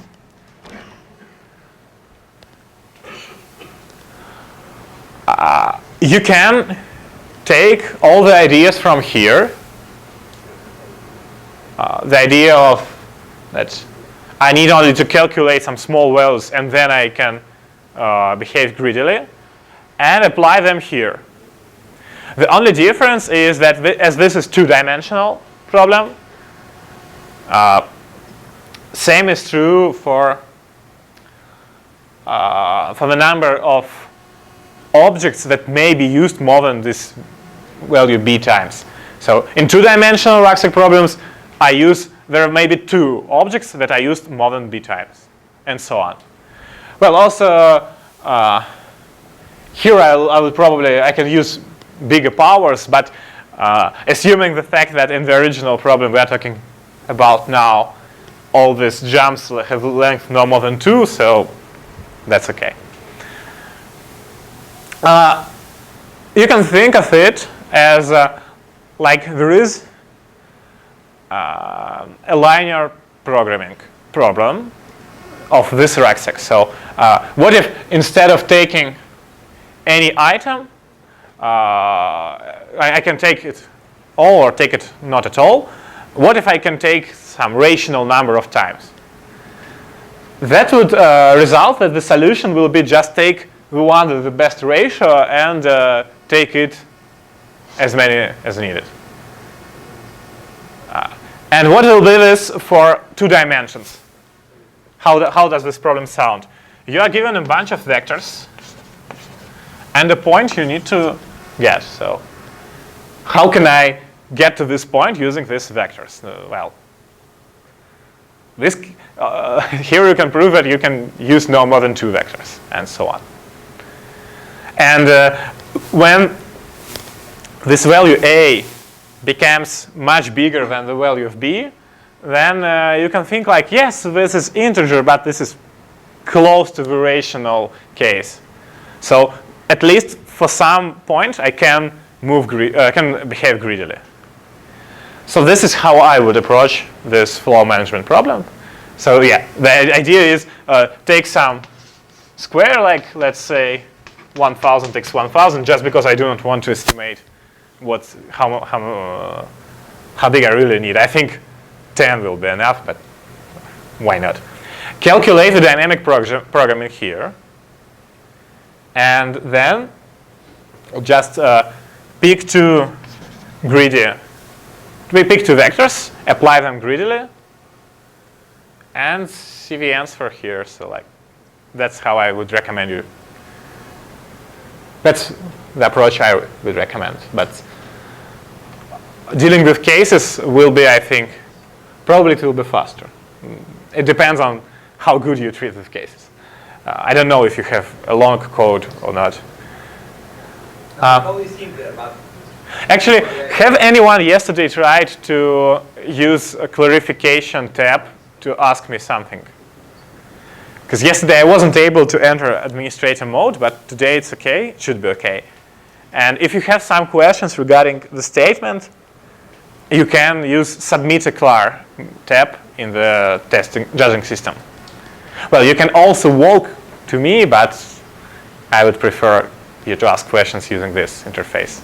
If you see that I do not you ask it in this way, I do not answer for a long time, well, you can walk to me and ping me. Okay. So I think we are done with this flow management, and we now move to problems no one managed to solve. Actually, we have only 35 minutes remaining till the lunch. But well, as I mentioned at the beginning, you should try to solve only problems that you are like the easiest problems you haven't. So I'll adjust the level of how detailed I go into solution appropriately. So for these 3 problems, as they are only for the strong teams to solve, I'll move pretty fast through them. Problem B. As for me, the hardest part of this problem is to understand the statement.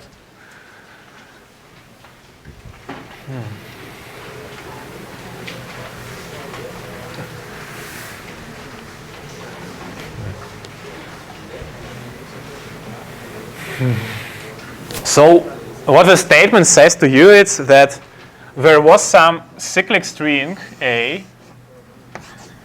and we took some substring of this cyclic string B. Now we made a new cyclic string using this substring B. So we say that it's also cyclic. A cyclic string means that string, you can go to any cyclic shift, it still be the same string. Or you can think of it like an infinite, like B, B, B, and so on, an infinite row of string B. As I remember, there was a note in this problem how to treat the cyclic strings. Yes, you can think of a cyclic string as a set of cyclic shifts. But I think you all understand what I want to say by saying cyclic string. And now, what happened next? You were given a substring C of this B. So what we really have in the input is C and A.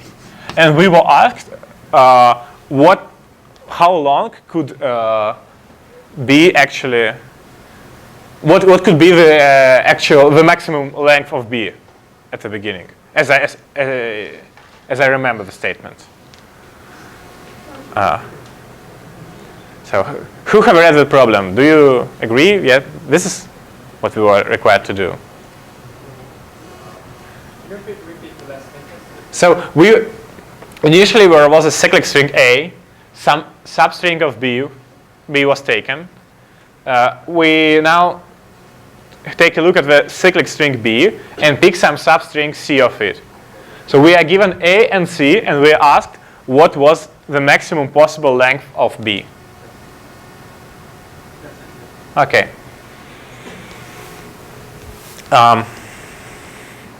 So this problem also has some corner cases, but okay, let's see. What we want to take a look at is how can the string C be positioned in the original string A. There are two possibilities here. First is string C is a substring of string A. What does that mean? That means that the answer is the whole string A. Because nothing prohibits me to say that B was equal to A. C is a substring of B. It works.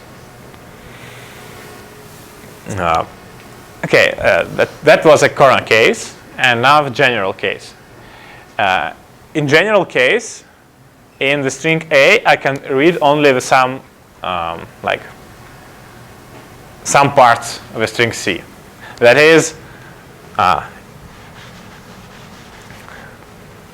let's take a look at, okay, let's imagine how can the string B be situated in A.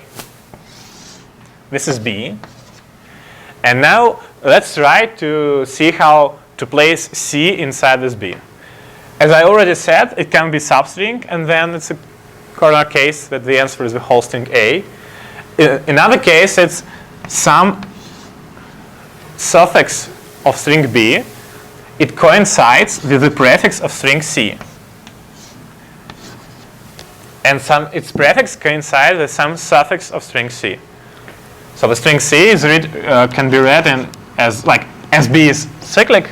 That means nothing prohibits me to start to read the string C from here, read some prefix, and then continue from here reading some suffix. Okay, first let's solve the problem if string A is not cyclic.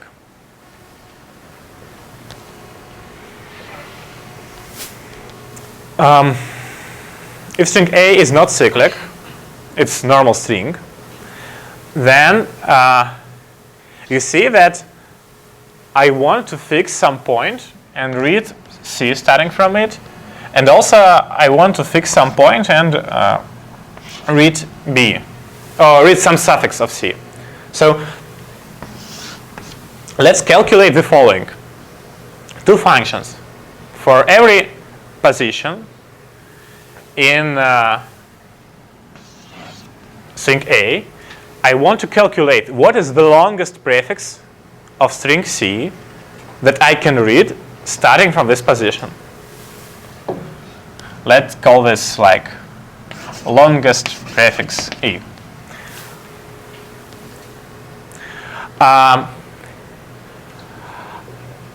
Well, you can ask to calculate the longest suffix of this that can be read from this position, but this will be wrong. Because this function won't be monotonic. Like, what do I mean by monotonic is probably not the right word. Okay. The idea is, if I can read from this, starting from this position, I can read some prefix of the string C of length LP if. That means I can read any shorter prefix too. So, like, if this substring is prefix, this is prefix too, and so on. All these strings are prefixes. But if starting from this position, I can read some suffix, that absolutely not guarantee me that all these substrings are suffixes also. For example, if string C ends with ABA, and here I have ABA, I can read only the suffix of length 3 and the suffix of length 1. But there is a very easy trick to avoid this problem. Let's change the direction. Instead of calculating what is the longest suffix that I can read starting from this position, I'll calculate it backwards. I'll fix it here and say that I read in backward direction. And ask, what is the...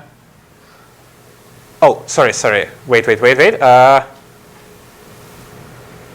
it.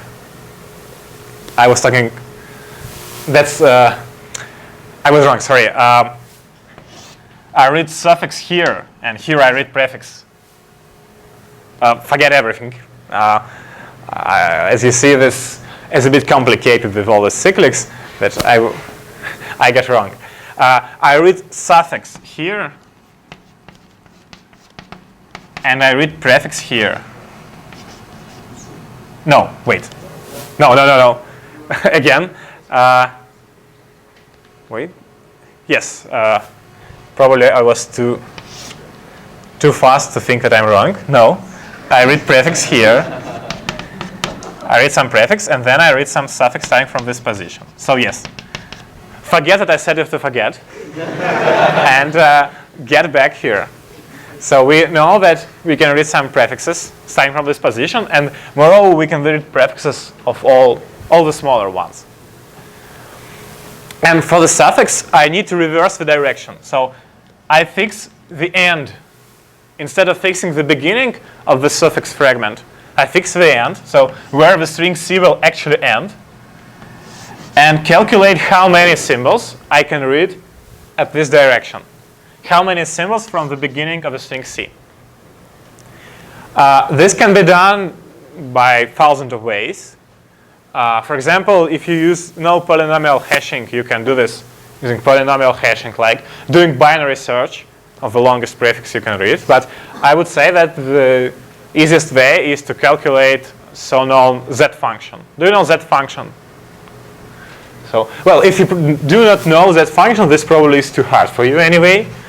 But just you know what to search for. Z function, at least I know it as Z function, is the function of a string where Z if is the longest substring starting on the if position that matches some prefix. So the longest such substring that it's equal to some prefix of the string. So this is what Z function is. How do you apply Z function here? You need to take the string C, some symbol that cannot be met in any other strings, and then A, and calculate Z function. And now, of course, Z function of that string is the value I'm looking for. And for the reversed one, I need to take C reversed and A reversed, and again calculate that function, and I get these values.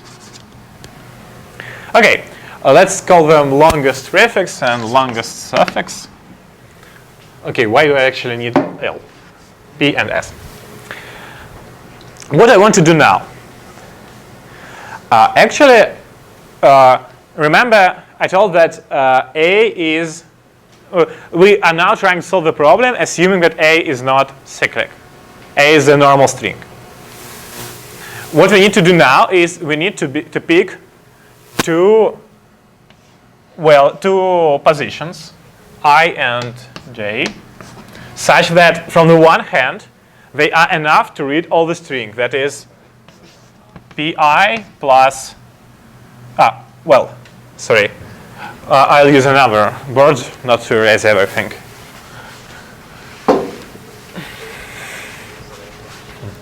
So I want to pick two positions, I and J, such that suffix J plus, prefix J plus suffix I, they are greater or equal the length of the string C.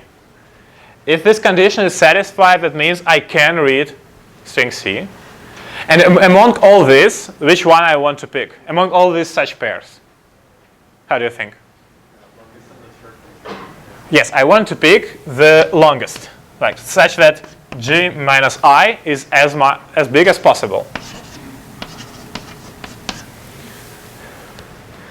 So this is already a classic problem for segment trees. If I go through all possible J, like I fix the J, I want now to pick the first I that is greater, that has the value like, I want to pick the minimum I such that Pj plus Si is bigger than modulo C. That means Si is greater or equal than the length of C minus Pj. So I have this value, and I need to pick the first element that is greater or equal than it. That is absolutely classic problem for segment trees. Who knows how is it solved by segment trees?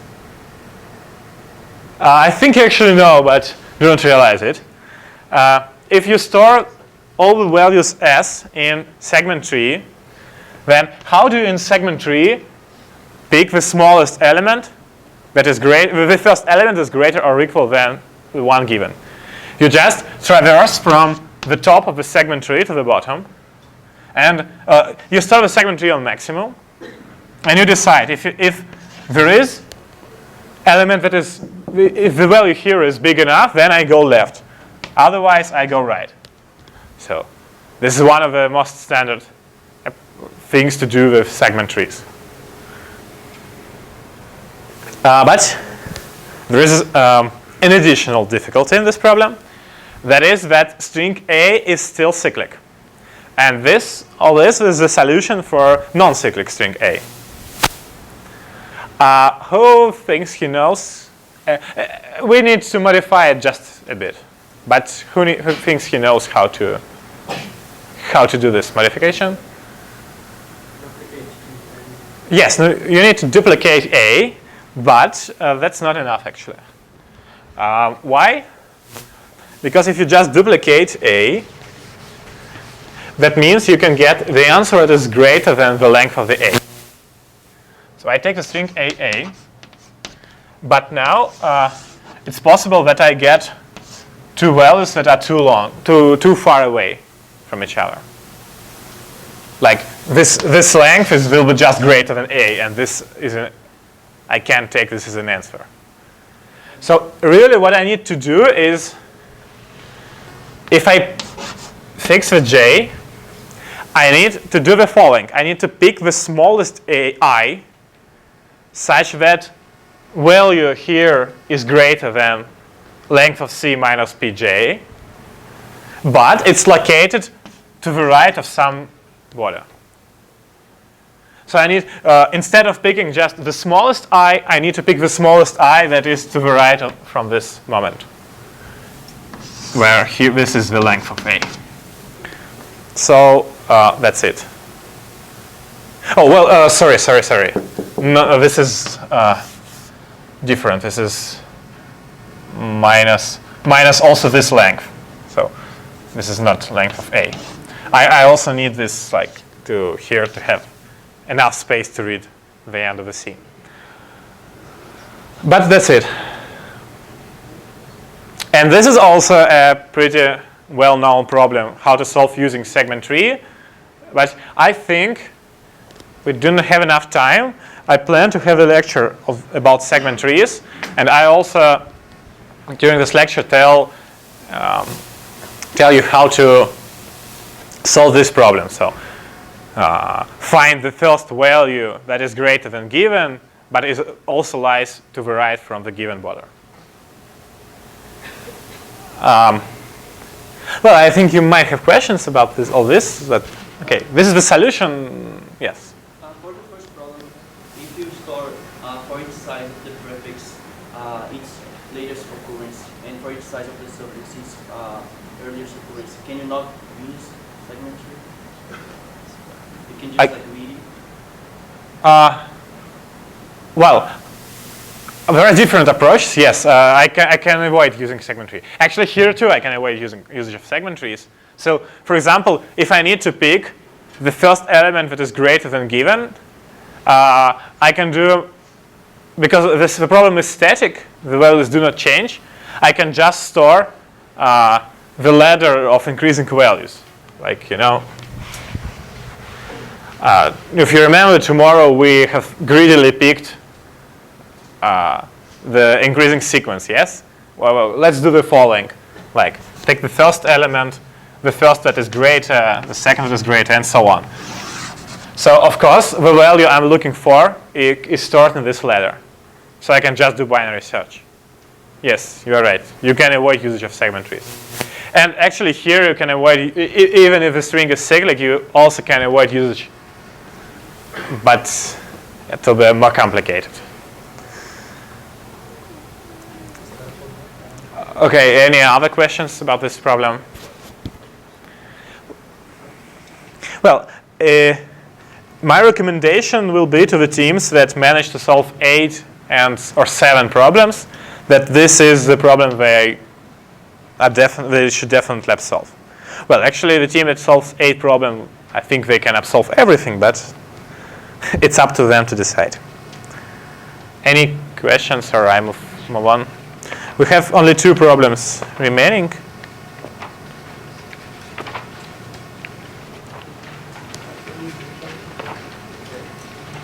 L. Now I'm going to talk about problem L. Actually, it is pretty standard. And this sort of problems are very widely used on any types of competitions I know, because you are given some strange graph and you need to do breadth first search on it. This is like, any Chinese contest will have this problem.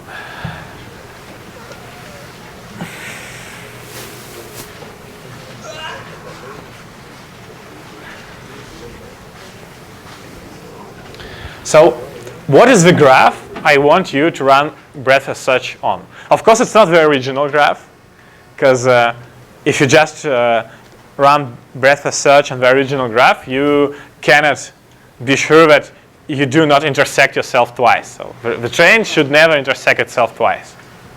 And there are beautiful pictures here, so you can be I think they could help you a lot to understand the problem.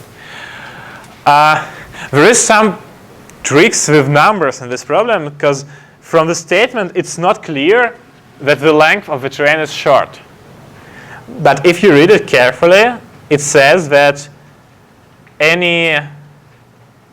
each carriage has a length of 25 meters. Yeah, okay, this is a problem. We usually have at least one of them on the Moscow subregional that has some tricks in the statement. So it's not like there are statements clear, just here is a math formulation. Here you need to understand.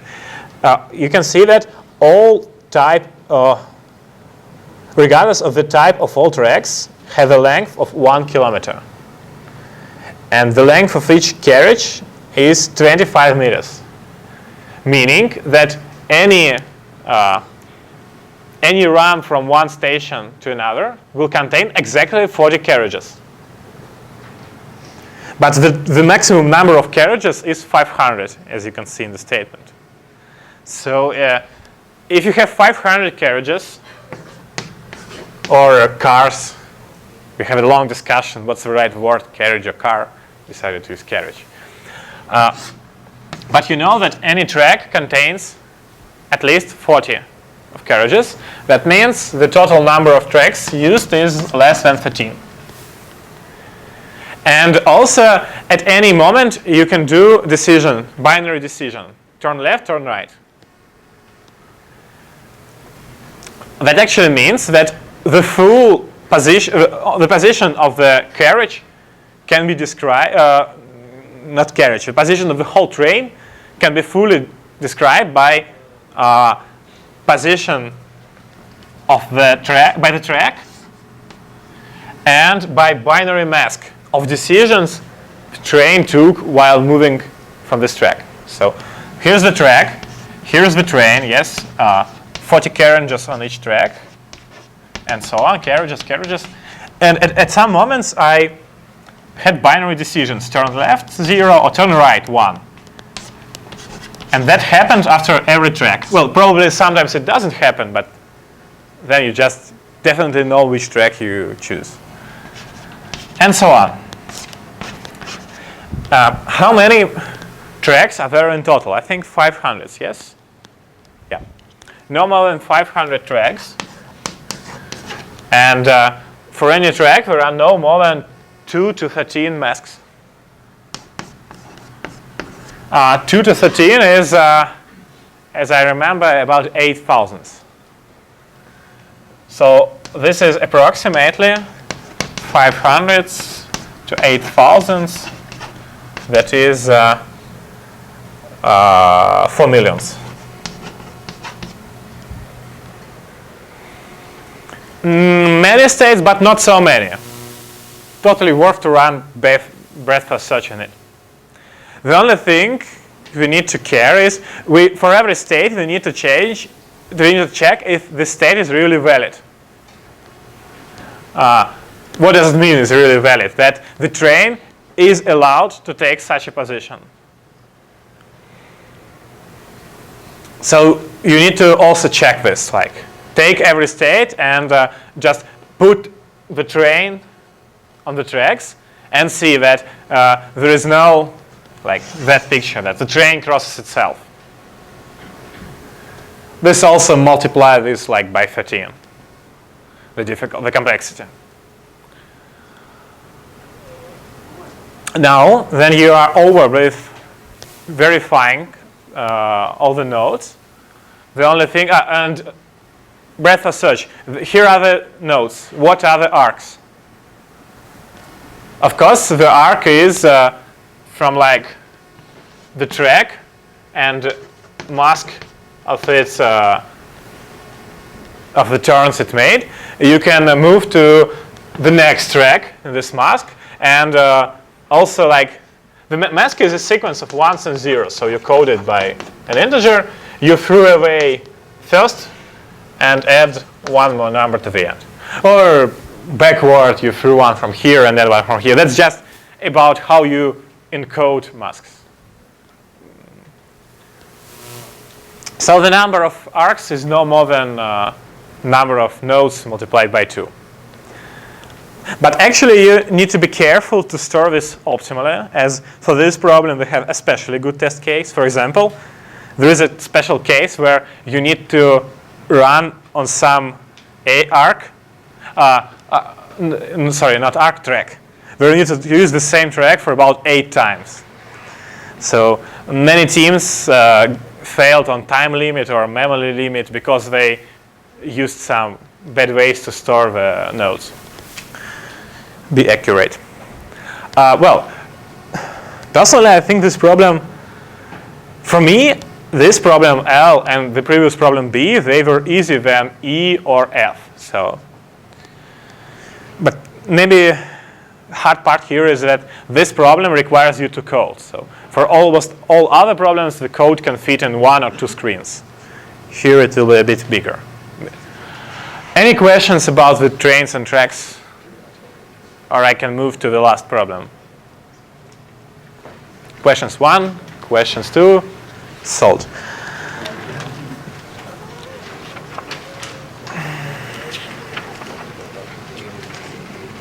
Oh, J. Problem J, jealousy.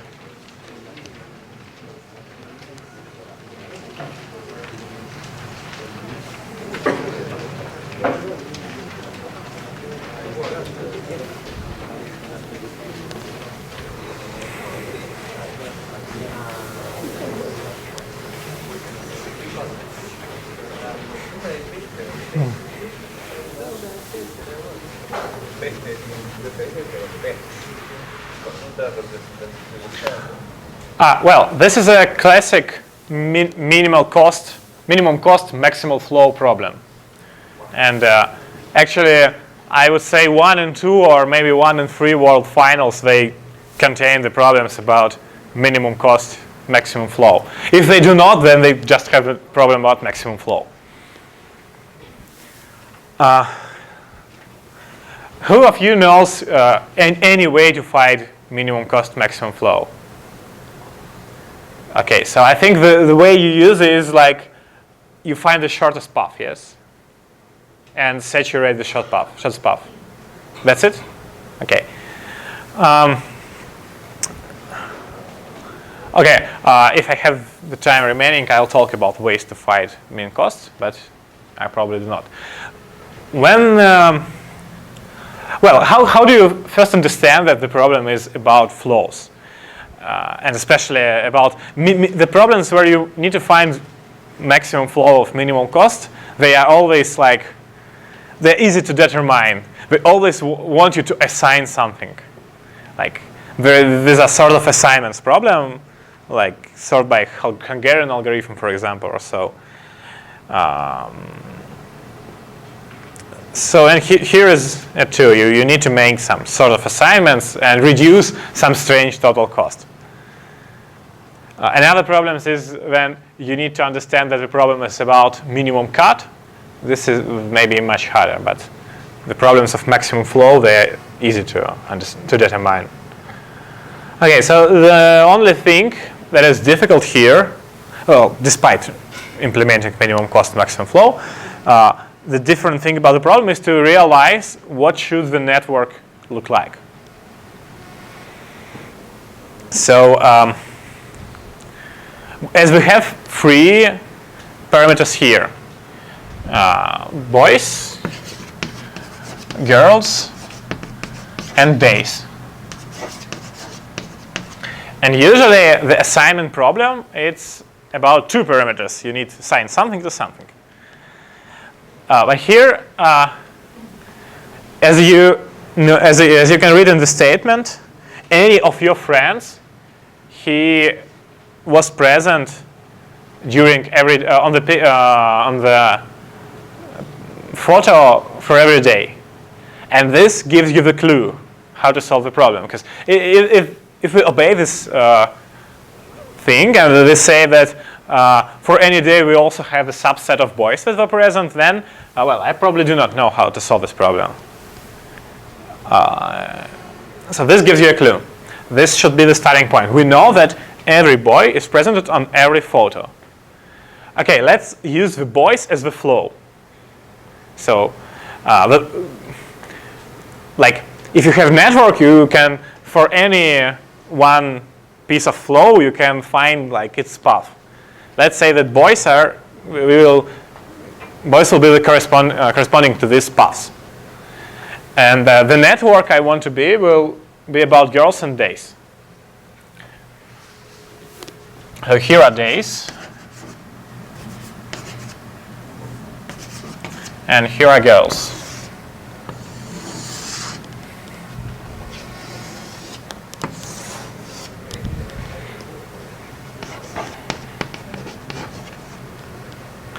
And I'll create the node if girl is present on the photo in the GIF day. I'll make the node this position.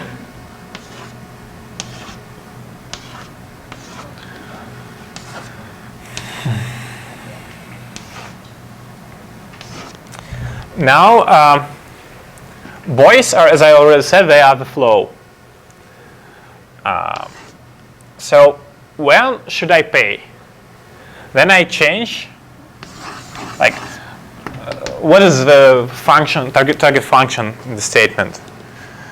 Yeah, as I remember, every time you say that one boy is with another girlfriend rather than the one he used to be with, you pay like a penalty of suspiciousness of your story.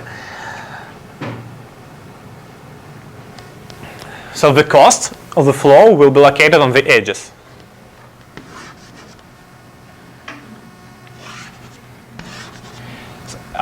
That is, if the flow is going on the same level, so the girl is the same, then all capacities are 1, but cost is 0. And if the girl is changed, then you should pay the penalty, and this is why the cost is set to the value you pay for this change. Okay, so if what's the problem here? We do not know how to make all the edges, because there may be, for example, there may be not all girls present in the next day, on the photo on the next day, and this makes the problem that I do not know where should I draw in the edge. Solution is pretty simple. While the girl wasn't present on the photos, you may assume that nothing was changed. So just from any node, you should draw an arc to any girl in the first day that she will be present on the photo after this moment. So if she's present in the next day, then draw an arc. If she's absent on the next day but is on the day after it, draw an arc there, and so on. So that's probably all you need to know. Like, this is the network, and you can simply verify that minimum cost maximum flow in this network corresponds to the answer. Just because you can set one-on-one correspondence between any flow and answer. Like, if you use this arc, that means this boy changed. That's all. Now a short note about ways to find minimum cost flow. Yeah, the most common algorithm is to find the shortest path and saturate it. But there are different ways to find the shortest path. The simplest is used Ford-Bellman algorithm. Who uses Ford-Bellman? Like, okay, another way is to use Dijkstra, but with Johnson's potential function. We have both of them. Yeah, first you use Ford-Bellman to set potentials for Johnson, yes? And then you do Dijkstra. Okay, but actually I always prefer to use a trick. That is Ford-Bellman with Q. Like, do BFS, but pretend that this is Ford-Bellman. What's the idea? I have a queue of nodes, and some nodes are stored on the queue. What I do is I pick the first node from the queue, erase it. Now, consider all arcs outgoing from this node and try to do relaxation. Try to optimize the answer in these nodes. If I succeed to optimize, I put this node at the end of the queue. In case if it's not present in the queue. So this is the hack for how to make Ford-Bellman work fast. Actually, the test that makes it can be easily proven that this works not slower than the original Ford-Bellman algorithm, that is in NM time. Moreover, it's pretty easy to construct this example where this will actually take NM time. But why do I recommend to use it in minimum cost problem? Because this example, it really will make your Ford-Bellman work NM, but only on one graph. And after you find the shortest path, what you do is you saturate this path, and the graph is changed because some edges are deleted because they are saturated now, and there are some new edges, like back edges in the flow, yes? And the graph is changed, and this example, it doesn't work now. But I do not have any proofs for this algorithm. I still recommend you to use Dijkstra with potentials, but if you are limited in time, as you can see, this is much easier to implement than Dijkstra. Well, Dijkstra is easy too, but this is potentials, also then think how to recalculate them and so on. I never like this stuff. And I have faced some problem where this doesn't work, but the graph was always specific and the flow was small. And if the value of the flow you need to find is big, that will work fine. But actually, there is an absolutely different approach to finding mean cut. Oh, sorry, not mean cut, minimum cost flow. That is theorem that minimum cost flow is optimal if and only if there are no cycles, there are no negative cycles. So this gives us the strategy of how to find this sort of flow. First, find just any flow. And then take any negative cycle and saturate it. This will reduce the amount. This algorithm is even not polynomial, but it works fine. To make it polynomial, you need, instead of choosing the cycle of minimum white, you need to choose minimum average white negative cycle. And this pushes your algorithm to be polynomial mean cost, but okay, this may be too complicated. So we are done with this problem J. Actually, I'm now just speaking about mean costs to the people who need this. I think that's all for today. Thank you for your attention. See you on the contest.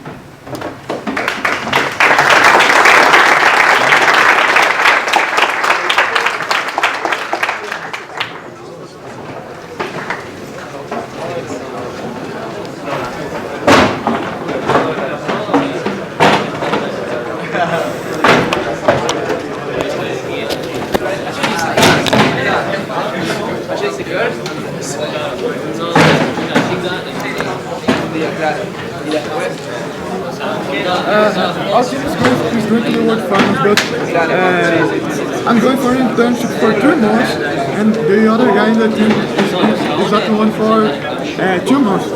So for most of the time until the World Finals, our team will be separated, and 2 guys will be at internships in other cities. So we would like some advice how to prepare for Well, first of all, you should consider participating in personal contests like Top Quarter and Hot Forces. But how to train the team? Well, and do you have some time just before the final, or you will come to the World Final from different cities? 15 days. Well, you can spend these 15 days to doing hard work. Well, actually, there is a way to participate in team contests when you're outside. You just turn on Skype, and you know this, like, okay, I'm now starting to code. Do not touch the keyboard. And he does like that. This is a bit weird. We had been training for like 3 years. We got first place in first phase, Latin America, but then the next phase is going to Google and the other one is Microsoft. So we're not going to have training teams. I just recommend you to train as much as you can in personal and use any possibility to get together and write at least 1 or 2 contests, you know. Just even if between the World Final you can have 15 days, you can write 5 contests in these 15 days, yes, why not, or even 10. Do you prefer to train by yourself or in teams? Oh, of course. When I was ACM participant, I trained only. I participated in some personal contests like Hot Forces, maybe, and sometimes it got quartered, but I do not like the quarter problem style. But we had 3 trainings every week for 5 years actually to achieve results. Yes. Well, probably I'm a bit lying sometimes. You're from a team JMO? No, I'm from Moscow State. I was second on World Finals in 2014 and 2015. I watched. That was a huge disappointment from the second time, actually. But there's nothing our team do that